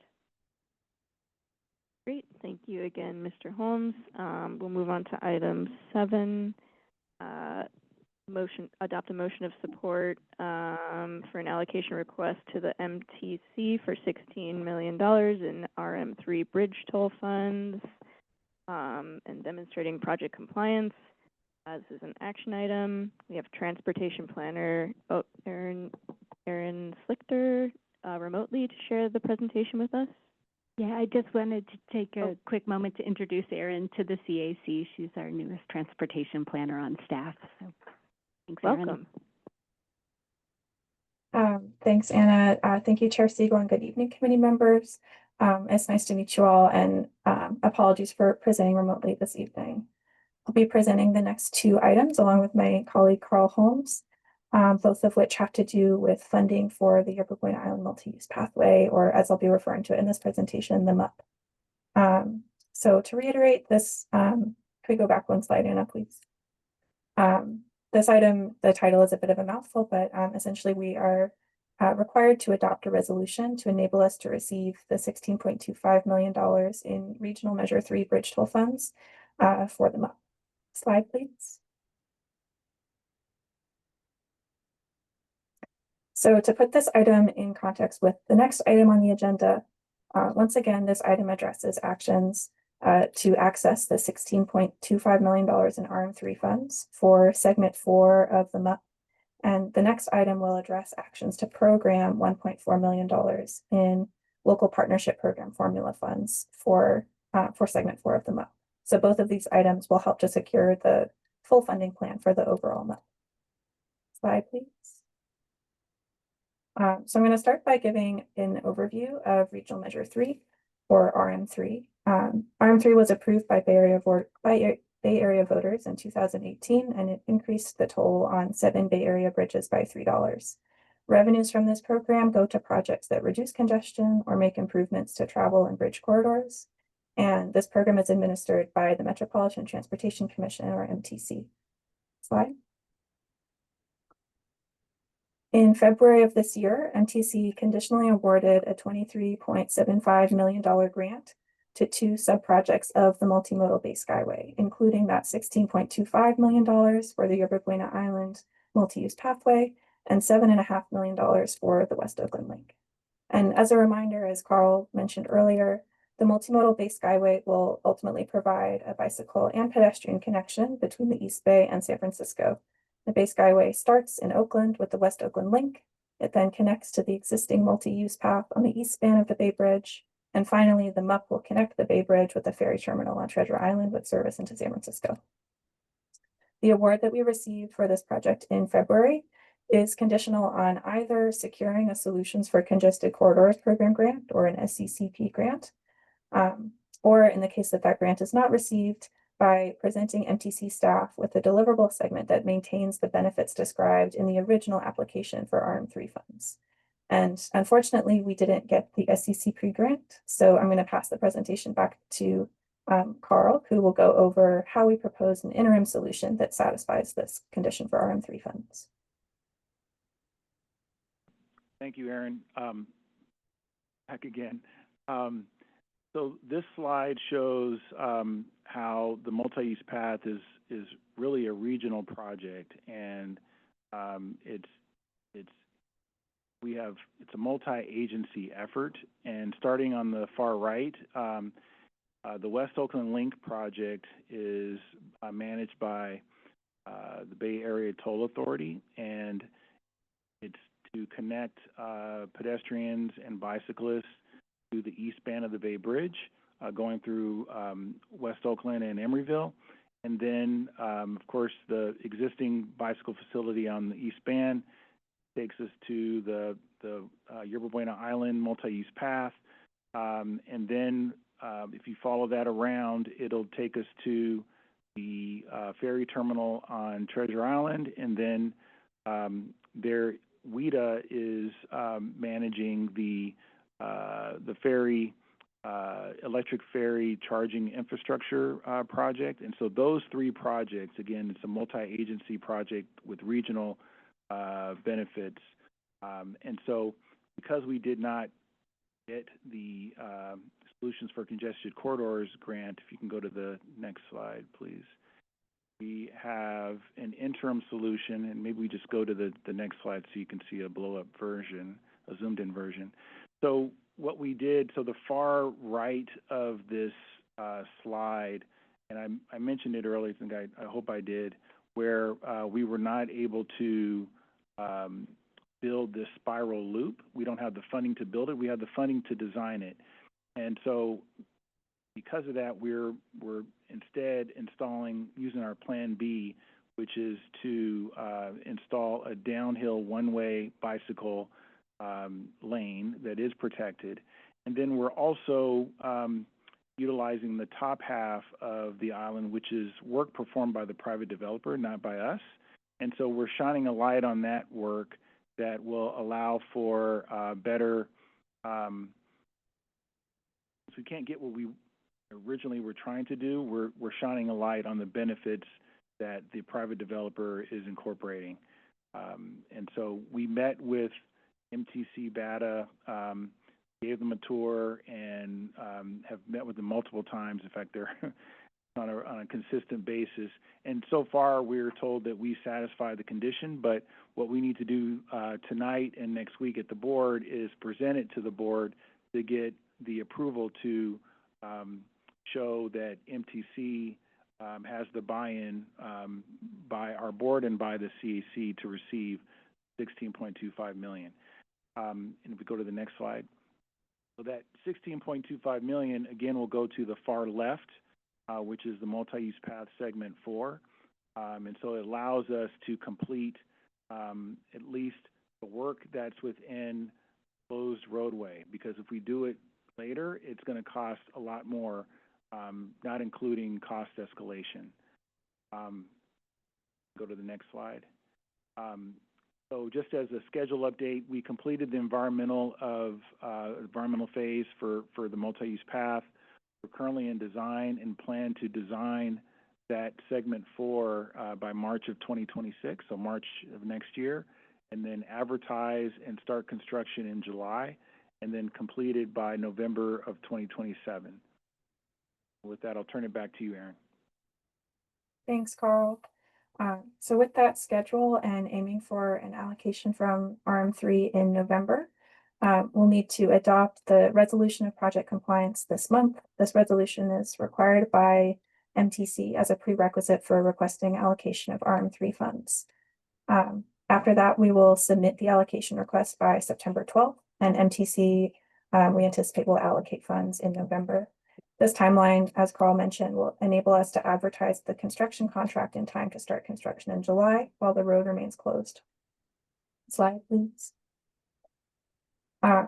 So this slide shows the full funding plan for construction of segment 4 of the MUP. It includes federal, state, and local sources, including $1 million from Prop L that is already programmed to the project, and which we intend to request when the project design is completed in the spring. In the next item on the agenda, you'll hear about the Local Partnership Program, or LPP, formula funds that we're also requesting that the board approve programming to this project. Slide, please. For next steps here, on September 10th, we expect to receive the final confirmation from MTC that the condition on the RM3 award has been satisfied. And assuming that, we will submit an allocation request on September 12th for allocation in November. And again, construction begins in July.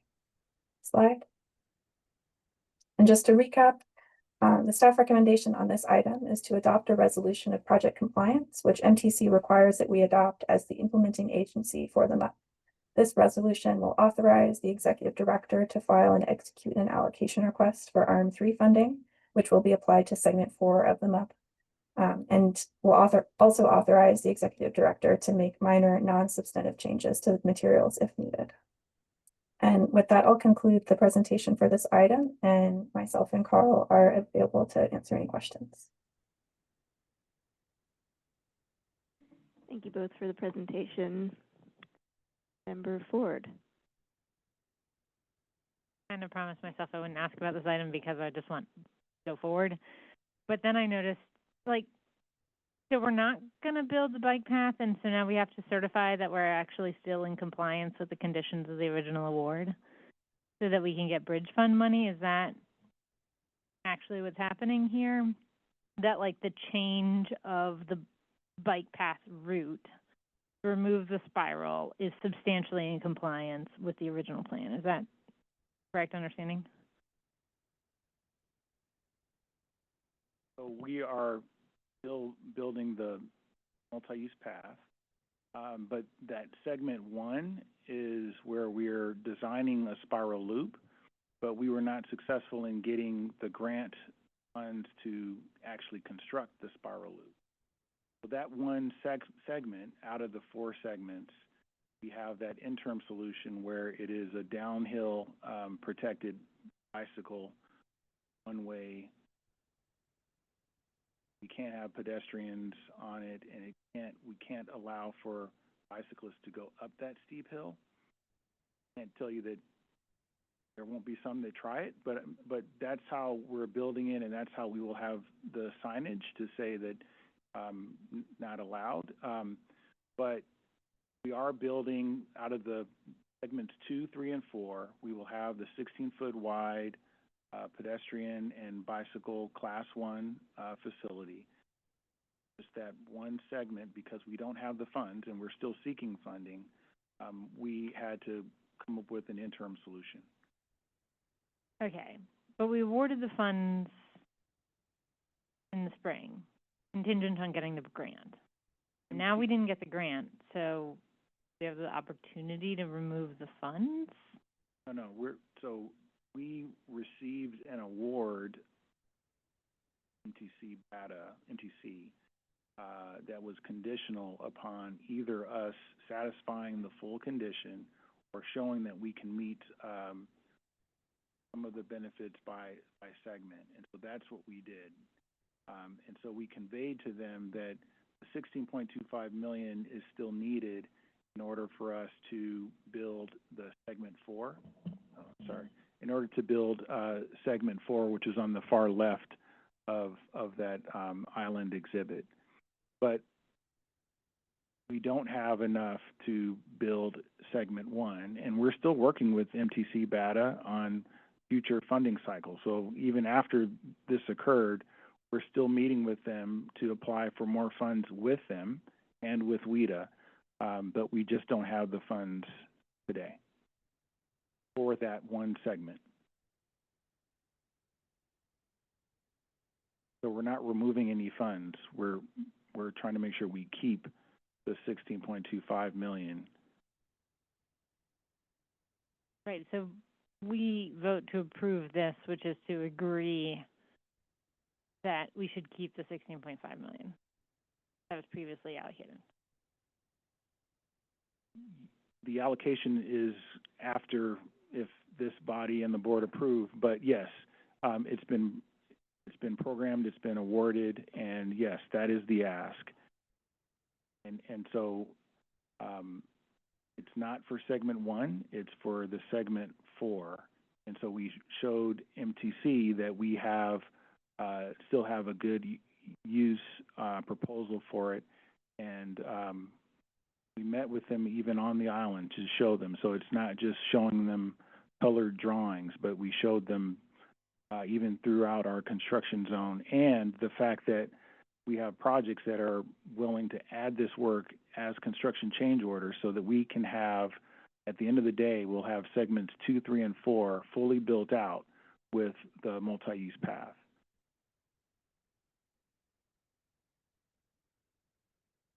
What's the risk if this is a multi-use path to nowhere because segment 1 doesn't get constructed? Again, that I can't say that there isn't a risk that you know it takes a while to get the funding, but the fact that MTC is meeting with us on a regular basis and in fact has even asked us to continue to partner with them to seek funding. They didn't get all of their funding for the West Oakland Link, so we're all in this together, and we're bringing this as a regional project. So there is that risk, and we're managing it, but it's something that we're still moving forward to pursue it.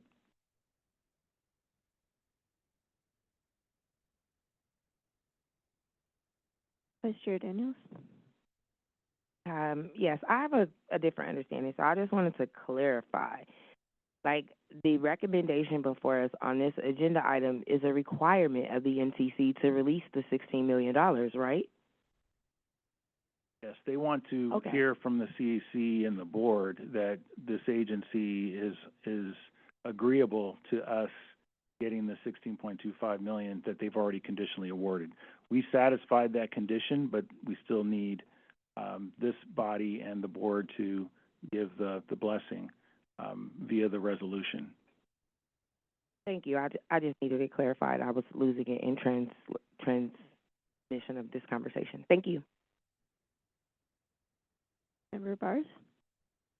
Thank you. So I think this might be a question for Director Lombardo, but the RM3 does full hike on the bridges and regional travel across the bay, right? So are there other projects that would use these funds? Like, there's been a substantive change to this project. Don't have the funds, didn't get the grant to do the spiral. Like, are there other things that would be competing for these funds? Always a good question. And actually, Carl and Anna can probably correct me, but I believe this came from the pot that was, it's like the Bay Trail, bike access to the Bay Trail. So that's why this project did really well, because it is right on the Bay Trail. And it's from a pot of funds for regionally significant projects.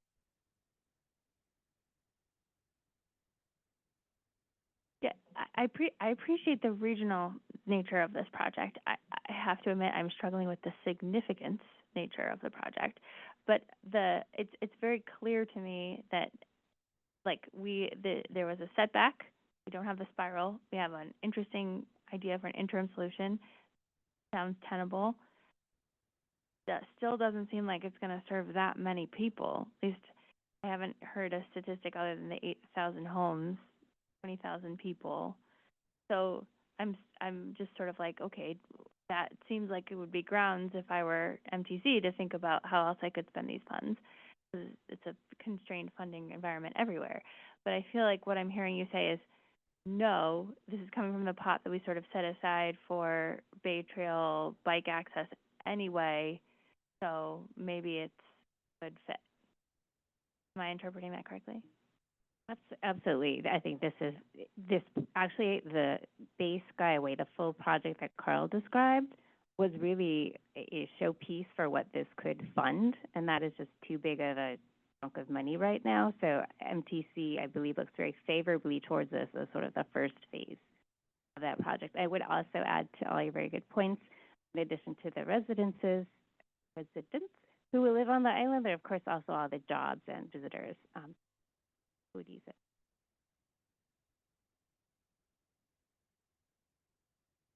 If there are no other questions or comments from members, is there any public comment in the room on this item? Operator, is there any remote public comment on item 7? No remote public comment for item 7. Thank you. May I have a motion and a second to approve item 7?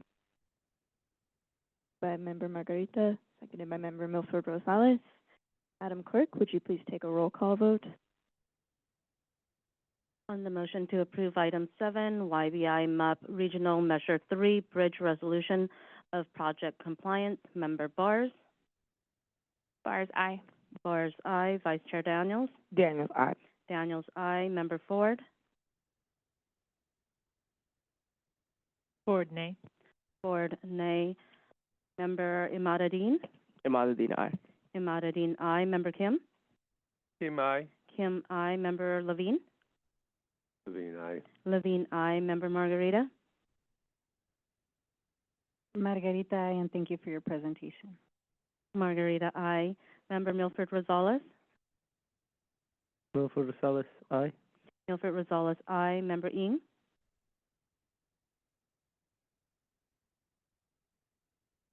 Ng abstain because I just entered, sorry. Ng abstain. Member Ortega. Ortega, aye. Ortega, aye. Chair Siegel. Siegel, aye. Siegel, aye. There are 9 ayes. The motion is approved. Great. Thanks so much, and thanks again for the presentation. We'll move on to item 8, adopt a motion of support to approve programming of $1.3 million in SB1 Local Partnership Program formulaic funds for the Yerba Buena Island MUP, Segment 4. We have Aaron Slichter and Mr. Holmes again for this item. Thank you, Chair Siegel. Yes, so this next item also relates to funding for the MUP, and this one is to approve programming $1.374 million in local partnership program funds to the project. Slide. So again, to put this item in context with the previous item on the agenda, this item addresses actions to program LPP formula funds for segment 4 of the MUP. And this, along with the previous item, will both help to secure the funding plan for the overall MUP. Slide, please. So to give an overview of this funding program, the local partnership program comes out of Senate Bill 1 or SB1, which is a transportation funding package that includes funding for local streets and roads, multimodal improvements, and transit operations. So the local partnership program, or LPP, is one of the programs in that package, and it includes $200 million annually that's allocated by the California Transportation Commission, or CTC, to agencies that have received voter approval for or imposed fees solely dedicated to transportation. Out of that funding, 60% of funds from this program are distributed to jurisdictions by formula, and 40% are distributed through a competitive program. And this is after $20 million is taken off the top as incentive funding to reward jurisdictions with newly passed measures. This item today is primarily focused on the Transportation Authority's LPP formula share, which we receive as administrator of the voter-approved Prop L sales tax and Prop AA vehicle registration fees. And then we also split formula funds from the Prop D T&C tax, which is administered by the city. Slide. Funds from LPP can be used on capital projects, and within that, funds can be used for most phases of capital projects. The program requires a dollar-for-dollar match, and projects must have a full funding plan. And a final requirement is that LPP funds have strict timely use of funds requirements. Slide. For the current LPP cycle that we're in, which is the 2022 cycle, the distribution to the Transportation Authority was about $8.5 million, with funds available to program in fiscal years 2023-24 through 2025-26. To date, the board has approved $7.1 million of the Transportation Authority's LPP formula funds for projects that implement or support them up. And as noted in the prior item, we recommend programming the remaining $1.4 million to the MUP Segment 4, which is the Treasure Island Road Improvements Project. I'm going to breeze through the next couple of slides, which reiterate background information on the project that Carl went through in the previous item. And yeah, this is good. So jumping back into our recommended programming. So our recommendation on this item is to program the remaining $1.4 million in LPP formula funds to Segment 4 of the MUP. We believe that this project can readily meet the requirements of the LPP program, including the dollar-for-dollar match and strict timely use of funds requirement. This $1.4 million, along with $400,000 in LPP funds that the city will nominate as administrator of the Prop D T&C tax, will help to fully fund the project's construction phase and avoid losing RM3 funds. And again, starting construction in July is needed while a portion of Treasure Island Road remains closed for construction of other projects in the area, as this will help reduce construction disruption and maximize cost efficiency. Slide. So this slide again shows the full funding plan for Segment 4 of the MUP, which we went over in the prior agenda item. The subject LPP formula funds are highlighted, and that row includes the $400,000 that the city will nominate as administrator of the T&C tax. Slide. Next steps on this item are in December, the California Transportation Commission will program the LPP funds, and they will then be allocated in January in advance of construction beginning in July.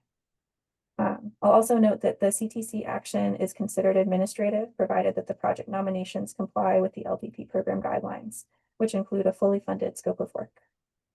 And that concludes this presentation. We can take any questions. Thank you so much for the presentation. Are there any questions or comments from members on this item? I have just one quick question. The $38 million for the Segment 4 of this MUP is largely due to the geographical features and having to cut into the hillside. Is that correct? That's correct. It also includes a transit lane that goes from essentially the ferry terminal to that gets us to the Bay Bridge. For the Segment 4, it's a transit lane as well. Thank you for clarifying. Member Margarita? Thank you for your presentation. I just have a question, and I think it's been consistent in the previous slides, and here it goes again. So I'm like, I want to know where it says other, it's $965,000. What other sources of do we get that money from? I'm just interested. Thank you. great question. So in addition to the 2.2 million that's coming from West Side Bridges, we're looking at our remaining, we're looking at all our risks for that project as well as the project on Hillcrest. And between those two projects, because we're over 60% complete on West Side Bridges and we're about 70% complete on Hillcrest, we have a way to cover that with project savings in order to make that happen.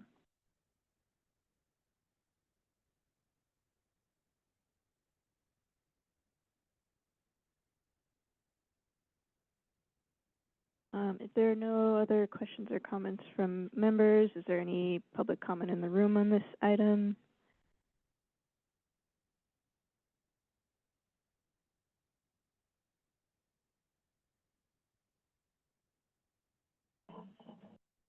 Edward Mason, my question is, do we have any statistics on how many bicyclists are currently using the eastern span to ride from Oakland to Treasure Island?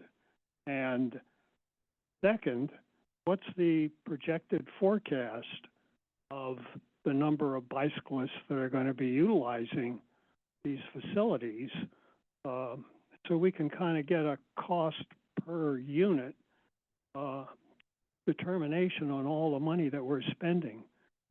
You know, I'm sitting here saying, well, you know, it's just another $18 million or $20 million, you know. Well, unfortunately, I think it kind of adds up. And if you look at the big picture, this country is broke, along with the state and everybody else. And then you're going to say, well, we're going to add another property tax, you know, whatever, you know, to fund things. I think we really need to get a grip on reality, at least from my perspective. But who listens to me? I just have gray hair that's been through the mill once. Thank you. Thank you for your comment. Is there any remote public comment on item 8? No remote public comment for item 8.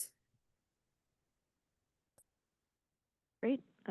May I have a motion and a second to approve item 8? Moved by Member Marudin, seconded by Member Margarita. Madam Clerk, would you please take a roll call vote? On the motion to approve item 8, YBI MUP Local Partnership Program Formulaic Funds Programming, Member Bars? Bars, aye. Bars, aye. Vice Chair Daniels? Daniels, aye. Member Ford? Ford, nay. Ford, nay. Member Imadadin? Imadadin, nay. Imadadin, nay. Member Kim? Kim, aye. Kim, aye. Member Levine? Levine, aye. Levine, aye. Member Margarita? Margarita, aye. Margarita, aye. Member Milford Rosales? Milford Rosales, aye. Milford Rosales, aye. Member Ng? Ing, aye. Ng, aye. Member Ortega? Ortega, aye. Ortega, aye. Chair Siegel? Siegel, aye. Siegel, aye. There are 9 ayes. The motion is approved. Great. Thanks so much, and thanks again for the presentations. Move on to item 9, adopt a motion of support to approve the conceptual safety-focused autonomous vehicle permitting framework report. We're pleased to have Principal Transportation Modeler Drew Cooper here to present this item. Welcome, Mr. Cooper. Thank you. Good evening. California has been developing regulations of autonomous vehicles for a long time now, and that process is actually still ongoing. But the growth of testing and deployment of AVs at scale in San Francisco is actually relatively recent, with both Cruise and Waymo, now only Waymo, first being approved to operate at a citywide scale about 2 years ago. We have previously brought information highlighting incidents that were happening on the roadway, sort of lack of transparency around that, and challenges that arose in evaluating the public safety of these operations. Additionally, California's existing framework relies on the providers of this technology to self-certify the capability of that technology. It doesn't provide clear pathways or requirements to move from testing and into deployment, and it doesn't require the data be reported that can help us evaluate risks to public safety. So, of then Chair Peskin asked CA staff to study potential solutions. And this report proposes a conceptual framework that illustrates how it could work. The framework consists of a set of phases, starting with testing with the driver, then removing the driver for a pilot service phase, and then moving through a set of commercial deployment phases. Each phase has a set of operational constraints on where, when, under what conditions, and how many vehicles may be operating at a time.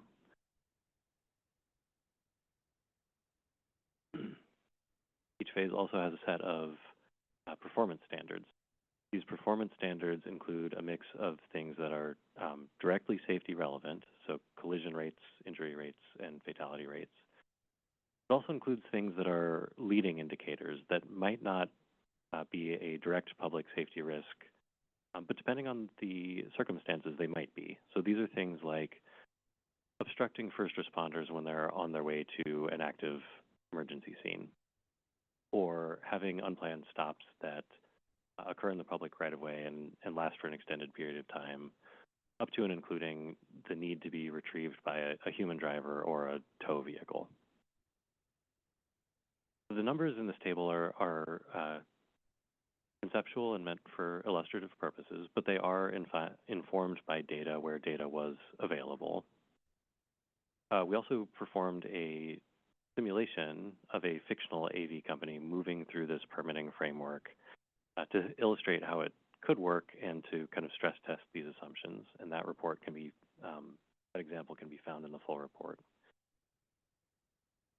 So finally, what we do here is we propose a framework that has an incrementally expanding operating environment for autonomous vehicle companies, in which operational expansions are informed by performance that is measured against standards, and that performance is made transparent through public data reporting.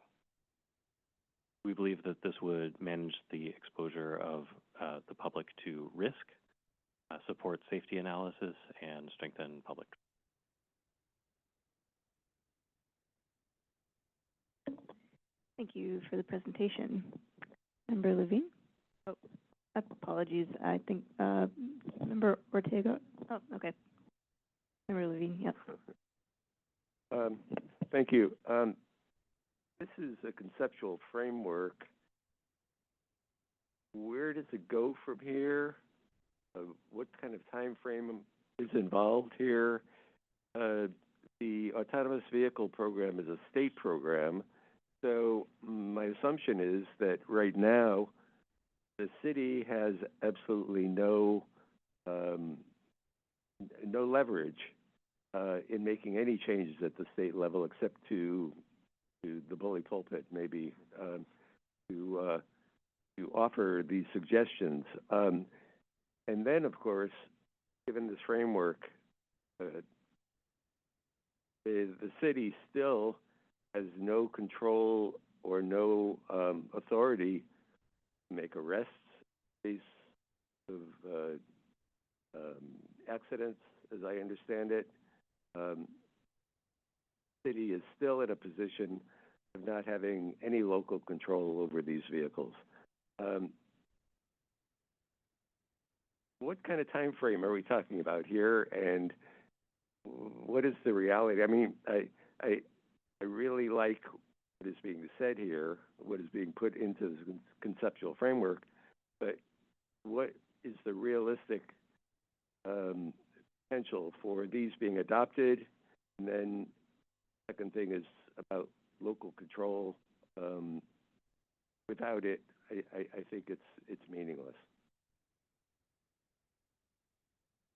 Thank you for that question. So you're right. There's actually not one but two state regulators that regulate this industry. The DMV and the California Public Utilities Commission. The DMV regulates the technology itself, and the CPUC regulates the provision of that technology for passenger services. This report is an advocacy tool. It is meant to aid in we have been participating in the rulemaking efforts at both the DMV and the CPUC for many years now. The DMV has an active one to update the regulations right now, and we intend to use this report and this material to support our efforts, commenting on and engaging in that process. The CPUC also is supposed to open up a new rulemaking imminently, although we don't actually know when that will happen. But the audience is broader than that, including our own local board and state regulators who may take an interest in having the industry be regulated in a more effective and public safety-minded way. I hope that answers your question. Well, I'll just comment that without any local control, I don't see how it can be regulated in a more meaningful way at the local level. Thank you. Member Ortega. Yeah. Hi, I wanted to thank you for your presentation. As I've mentioned before in this panel, my partner works for Zoox, which is another of the self-driving vehicle companies. So I always like to say that in transparency. I also actually sent him your file, and he was very happy with it. He thought that the criteria made a lot of sense, and that he really likes that the firefighters and other emergency vehicles should be the one to report any incidents, because that will make sure that there's more accountability and transparency for everyone involved. Because driverless cars, just like all drivers, should make sure that we don't impair emergency vehicles. I wanted to share that. The other thing that I was curious about, though, is how the conceptual AV safety framework lines up against both Waymo and Zoox. And if you could share that with us. I know that Waymo is already operating now, but I would be curious to see how it compared in this framework now that it is fully operational. And I know it's been publicly announced that Zoox is planning to launch in San Francisco at some point in the next however long, I forget. And I'd be curious to see how that compares, especially given the design differences of a Zoox vehicle. I don't know if anyone else has seen them. There's no steering wheel. Like it's like a carriage, like a chassis. They're very cute, but it's not the same as like a Waymo autonomous vehicle that we're used to seeing. So I'd be curious if you could provide or share at either now or a later date how the current two players matched work. Thank you, Member Ortega.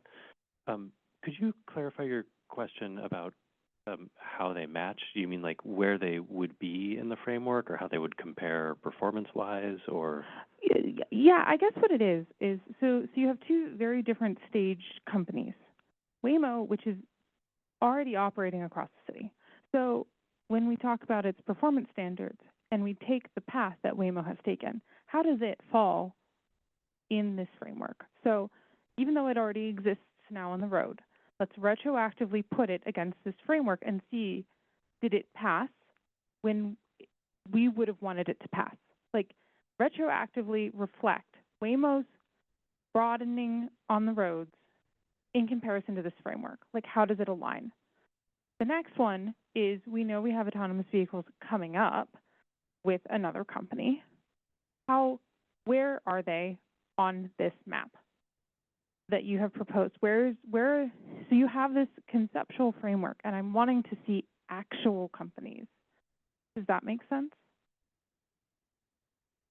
I think so. Waymo is within the steps that we've outlined, essentially at a full deployment. The framework acknowledges, well, so the way that performance standards are conceptualized in the framework is that they're not just used to advance, they're also used to like maintain. And so if you are not performing, then that would be information that would allow a regulator to make a decision to scale back a permit. Great. And so I guess it's kind of a two-pronged question. So the first is, let's take the history of Waymo and see when they continued to do their expansion, how did it fall in this framework? When it expanded to the full city, did it meet the criteria we have established in this framework for it to have expanded to the entire city? So it's a retroactive question, but it is a question that I'm curious about in terms of we have a driverless car that can drive everywhere in the city right now. When that was granted, did it pass the criteria? Second, how is it doing in this criteria today? Because if it is supposed to be continuing regulation, I feel like we should be able to take these metrics and see it. And I know that Waymo in the past, when we've had questions about AV, have provided lots of data and information. They're very eager to work with the city and with this California DMV to prove their viability and like prove their safety record. So I feel like it's a fair question to ask of them.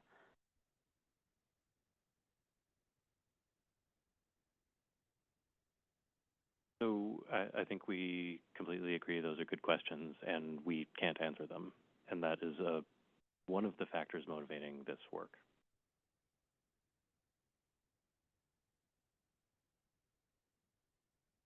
Okay, thank you.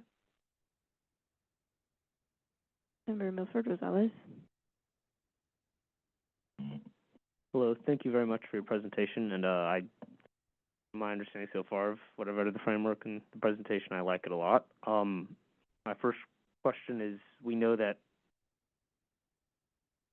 that Waymo and Cruise, when they existed, were never that forthcoming with sharing incident data with state regulators beyond the bare minimum requirements that were almost non-existent. It seems like that's got to be a ground zero thing to advocate for the frameworks to even be able to analyze the frameworks and see how useful they are. Do you have any idea what progress the DMV or the state assembly might have made on that? I know previous bills to try and get that through ended up getting shut down by Newsom. I'm curious if there's any indication that there'll be success at being able to get rules or laws or regulations passed to require that data sharing. I can say that the DMV proposed data reporting regulations that were more expansive than the ones that currently exist, but I don't think that we filed comments to the effect that we did not think that they were sufficient. But I think that's probably all I can say on it right now. All right, thank you very much. And then my follow-up, when I looked through the framework at the incident reporting section, and specifically at vehicle retrieval events, we know right now that vehicle retrieval events, there are kind of two types that happen right now. One is when a physical person enters the vehicle, manually takes it over, physically there, and takes it back to the yard or moves it past an obstruction. There's a separate instance that we know of where a remote operator will take control of the vehicle and remote control it independently. There was recent news indicated that the lion's share of those remote operators for Waymo's fleet are currently based in Manila. And although Waymo insists they are technically not driving, they're merely providing direction, I find it very concerning that when a vehicle stalls, someone remotely takes it over from the other side of the world in a place with different driving laws and different road networks than the one where the vehicle's in. Is there any thought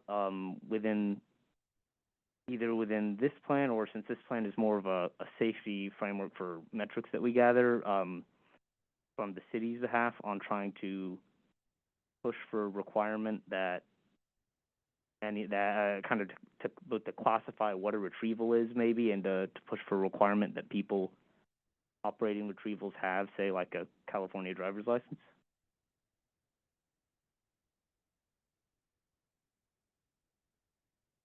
I believe that the DMV is considering such a requirement that people have California driver's licenses. And in this report, we did not really on remote operations as a very big topic and a potential place of future work. Thank you very much. That makes sense, and that's just not data that the public really has access to right now that isn't required to report. But I'd be very curious to see categorization of that and the framework adjusted if that's something that the DMV makes available data-wise. Mr. Daniels? Thank you for the presentation. My question is the chair, Melgar, planning to do anything with this report? The new chair, because you said the previous chair, Aaron Peskin, made this request, and I'm not really sure how the request works, but if there was no one overseeing it and that was the person who requested it, was there before the work was actually completed, because we're going to present this on the 9th, is there any inclination that anybody on the body is going to support this or do something with the report? We have briefed all of the board members on this report, and Melgar is supportive. But was there an actual plan that Peskin shared when he was the chair and made this request? Or was it just a request without a future plan? He asked us to explore options for what a better regulatory framework would look like. And the product is report. And has the chair, in what you've said was support, that there was no clear plan on what is going to happen with this document? What kind of advocacy or where the advocacy is going to happen? The board's action is to adopt the report or to approve the report. And it is, staff has ongoing activities with regards to advocacy, and this is a tool that we will use. Can you share what the ongoing activities are? Like, that's my real question. I want to know, like, what's happening. Can you please be a little transparent? DMV proposes rules, and we comment on them. The CPUC proposes rules, and we comment on them. We talk to state lawmakers. We talk to local lawmakers.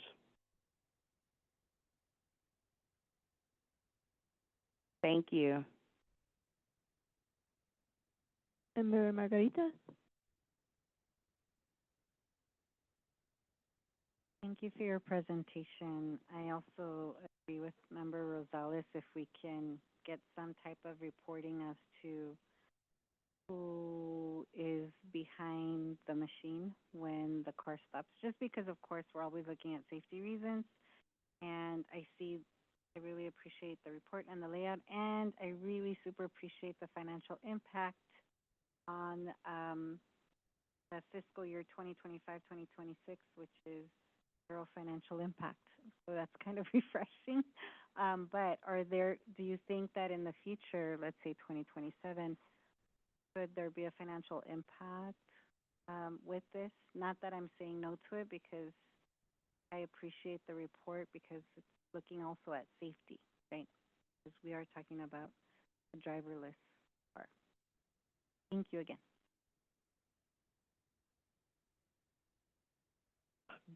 No, I don't think we would anticipate any financial impact.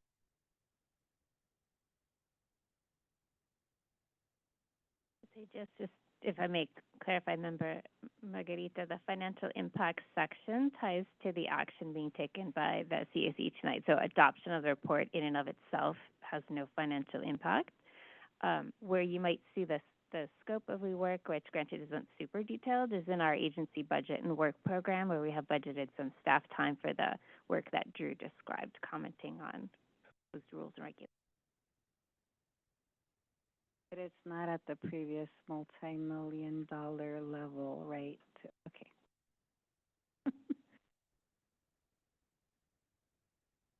Member Barth? Thank you, Chair, and thank you for the presentation, Mr. Cooper. I have a question with respect to a public comment that this body received earlier today. So the performance standards shown on slide 5, like very reasonably, are all about negative transportation system related outcomes we'd like to avoid. Like, okay, we have autonomous vehicles, we'd like to avoid these negative outcomes, so we will scale up permitting. In an ideal world, we would scale up permitting with the inverse of those negative outcomes happen. I think broad strokes, do I have that right? Yeah. Yeah, okay. So, but the comment that we received, which I thought was very interesting, was about, frankly, just the negative outcomes of maintaining complicated software systems. And I do work in that business and have, like, I see code changes go awry with bugs that are bad for the end users that aren't always the negative outcomes aren't always anticipated. There are ways that in my industry we talk about like level 1, level 2, level 3 responses with response times. This is really more about like a bad thing happens with the code you didn't expect, and so you have to have an SLA for how you respond to it. That's really more of like a software or a system level performance outcome. Was any thought given, or like, is it just outside of the scope of the expertise of this body to think about the oversight of these systems with like that level of scrutiny?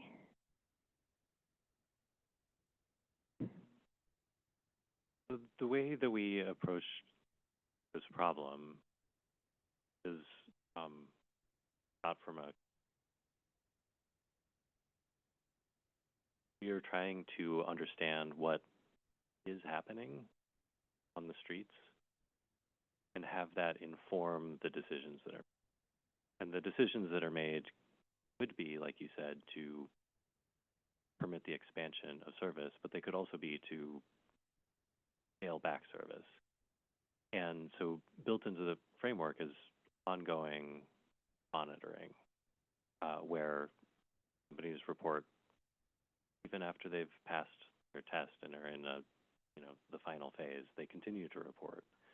And if things aren't going well, then that would show up in the data, and that's the design of it. Does that answer your question?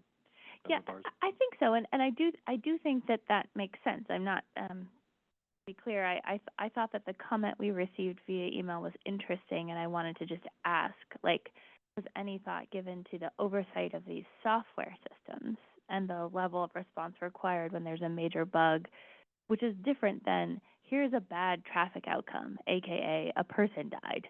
And like that's a thing we need to monitor and respond to. I'm not sure that I agree that we need to be in the practice of monitoring complex software systems and the response of companies to bugs. I was just kind of curious to know if that was something you had entertained or considered. No, it's not something that...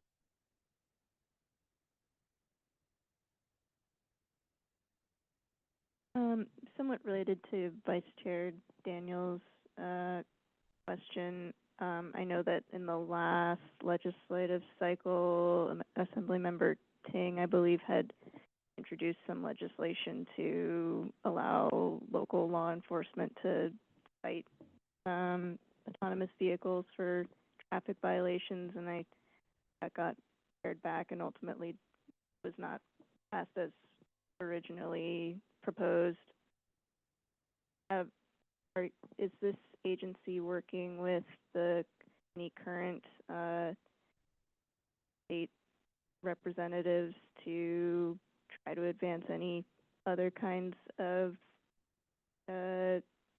accountability measures for these companies, and how would this report play into that, do you think? So we may need to follow up separately in more detail about ongoing activities, which are led by my colleague, John Ball. Okay, yeah, that would be very much appreciated. Just some visibility into whether there's any efforts on that side, and how this effort might, I don't know, support that advocacy. Yeah.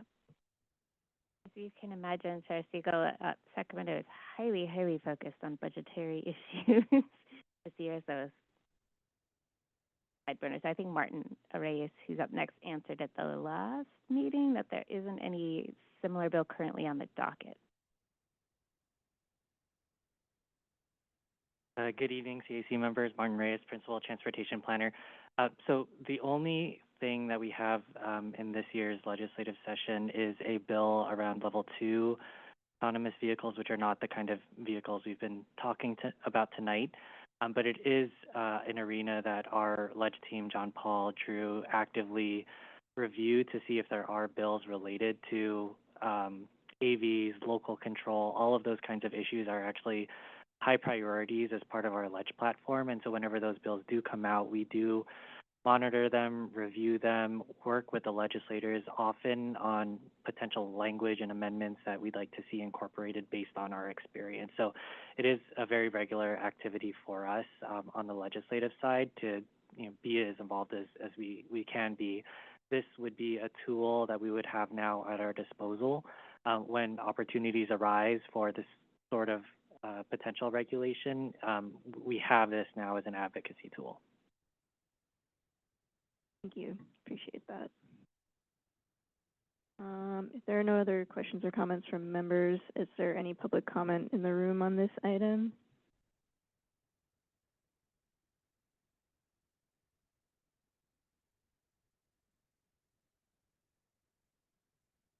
Edward Mason, I may have missed something because people are not speaking loud enough, please. I assume that this program is to collect the data and a new format and expanding that.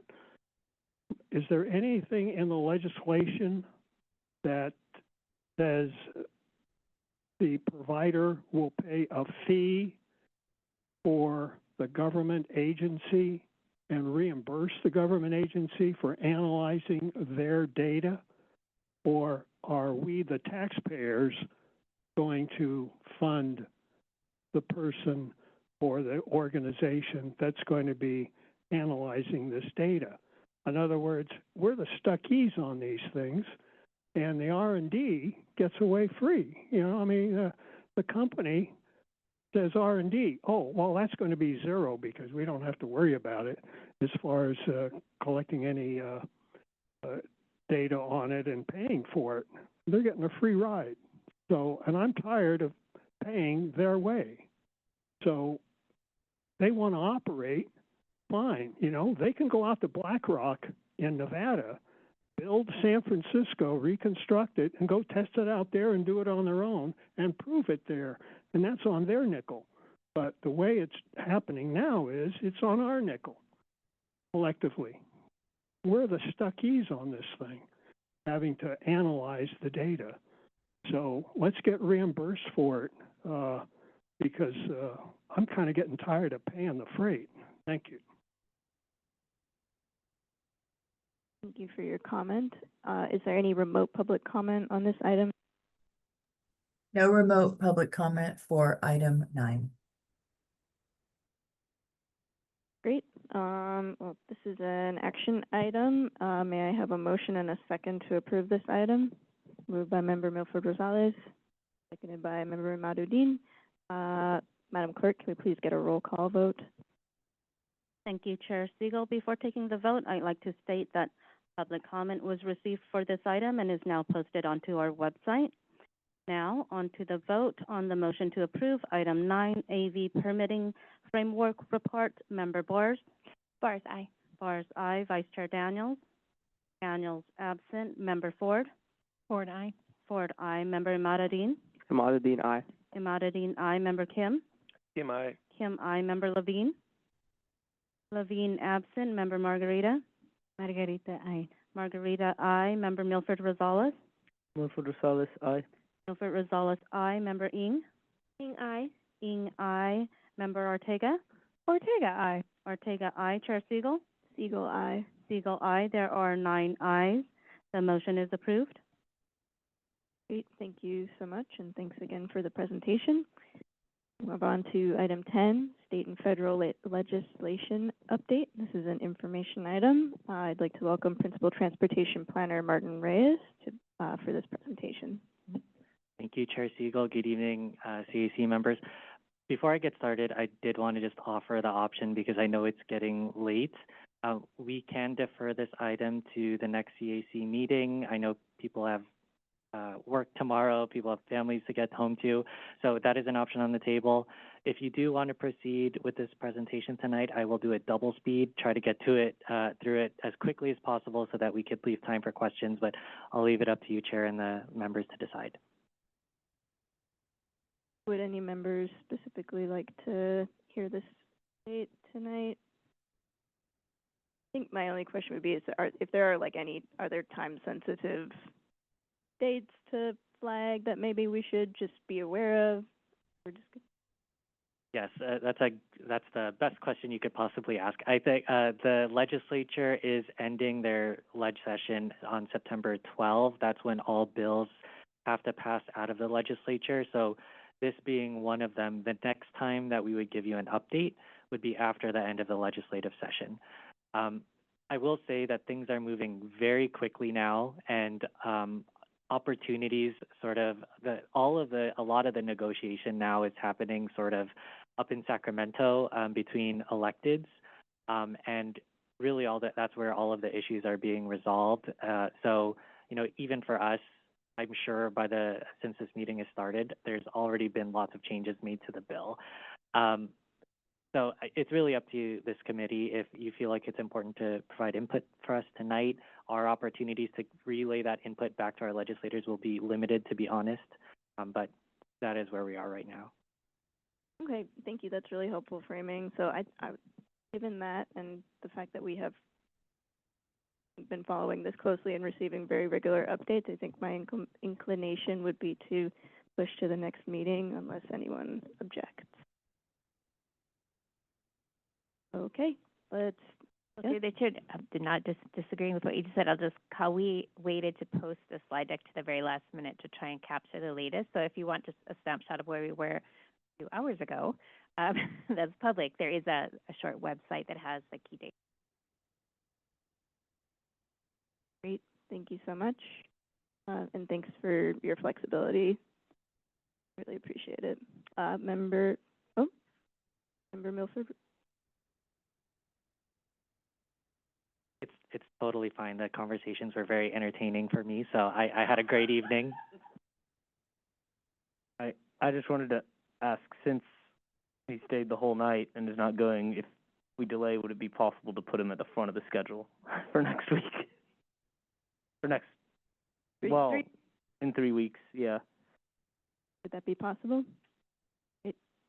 Perfect. Well, we'll look forward to seeing you then. Thanks so much, Martin.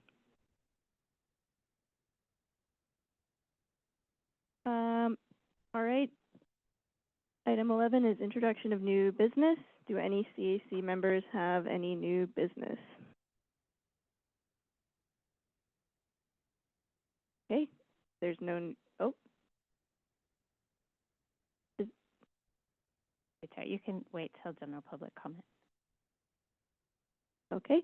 If there is no new business, then we can move on to item 12, public comment. This is general public comment on items under the Transportation Authority CAC's purview that are not otherwise agendized at this meeting. Is there anyone in the hearing room wishing to give public comment? Yes, thank you. In preparation for the presentation next week, or in 3 weeks, regarding the transit funding, I think there should be some consideration, which has been back east. One of the cities is proposing a $1.50 fee on packages that are delivered by, convenience fee, because they are blocking transit, and so, why should they get a free ride on it?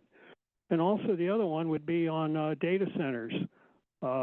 With the exorbitant amount of electricity that's being consumed, that the current electrical system really cannot accommodate, and we're going to wind up paying for it as consumers, but there should be a carve-out probably for considering a fee on the excessive electrical use, and then divert that to transit. So rather than going with a sales tax, and then we're always going on that motto, we got to increase the sales tax or we're going to increase the property tax. Let's face it, people are broke, and so every level of government is broke. So those would be some considerations for Lowell Research, and be prepared to address those next week. Thank you. Thank you for your comment. Operator, is there any remote public comment? No remote public comment for this item. Great, thank you so much. Yes, Member Ng. I just wanted to announce that this will be my last CAC meeting. I'm taking classes again in the fall, so I have a time conflict, but I just wanted to say it's been lovely working with all of you and getting to know just like all the intricacies of transportation, I guess, over the past few months. I feel like I've learned so much about how just things work on the back end that I didn't know before joining the CAC, and I hope that I will see you all around. I guess San Francisco is still a small place, so I'll run into some of you eventually. Member Ng, I'd like to present you with a certificate of appreciation.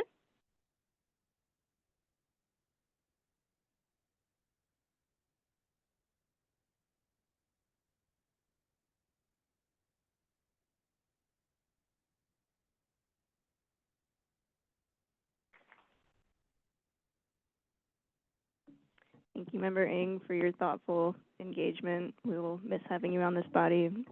Wish you well. I'm sure we'll all see you around. Great. That puts us on item 13, which is adjournment. Thank you all. This meeting is now adjourned.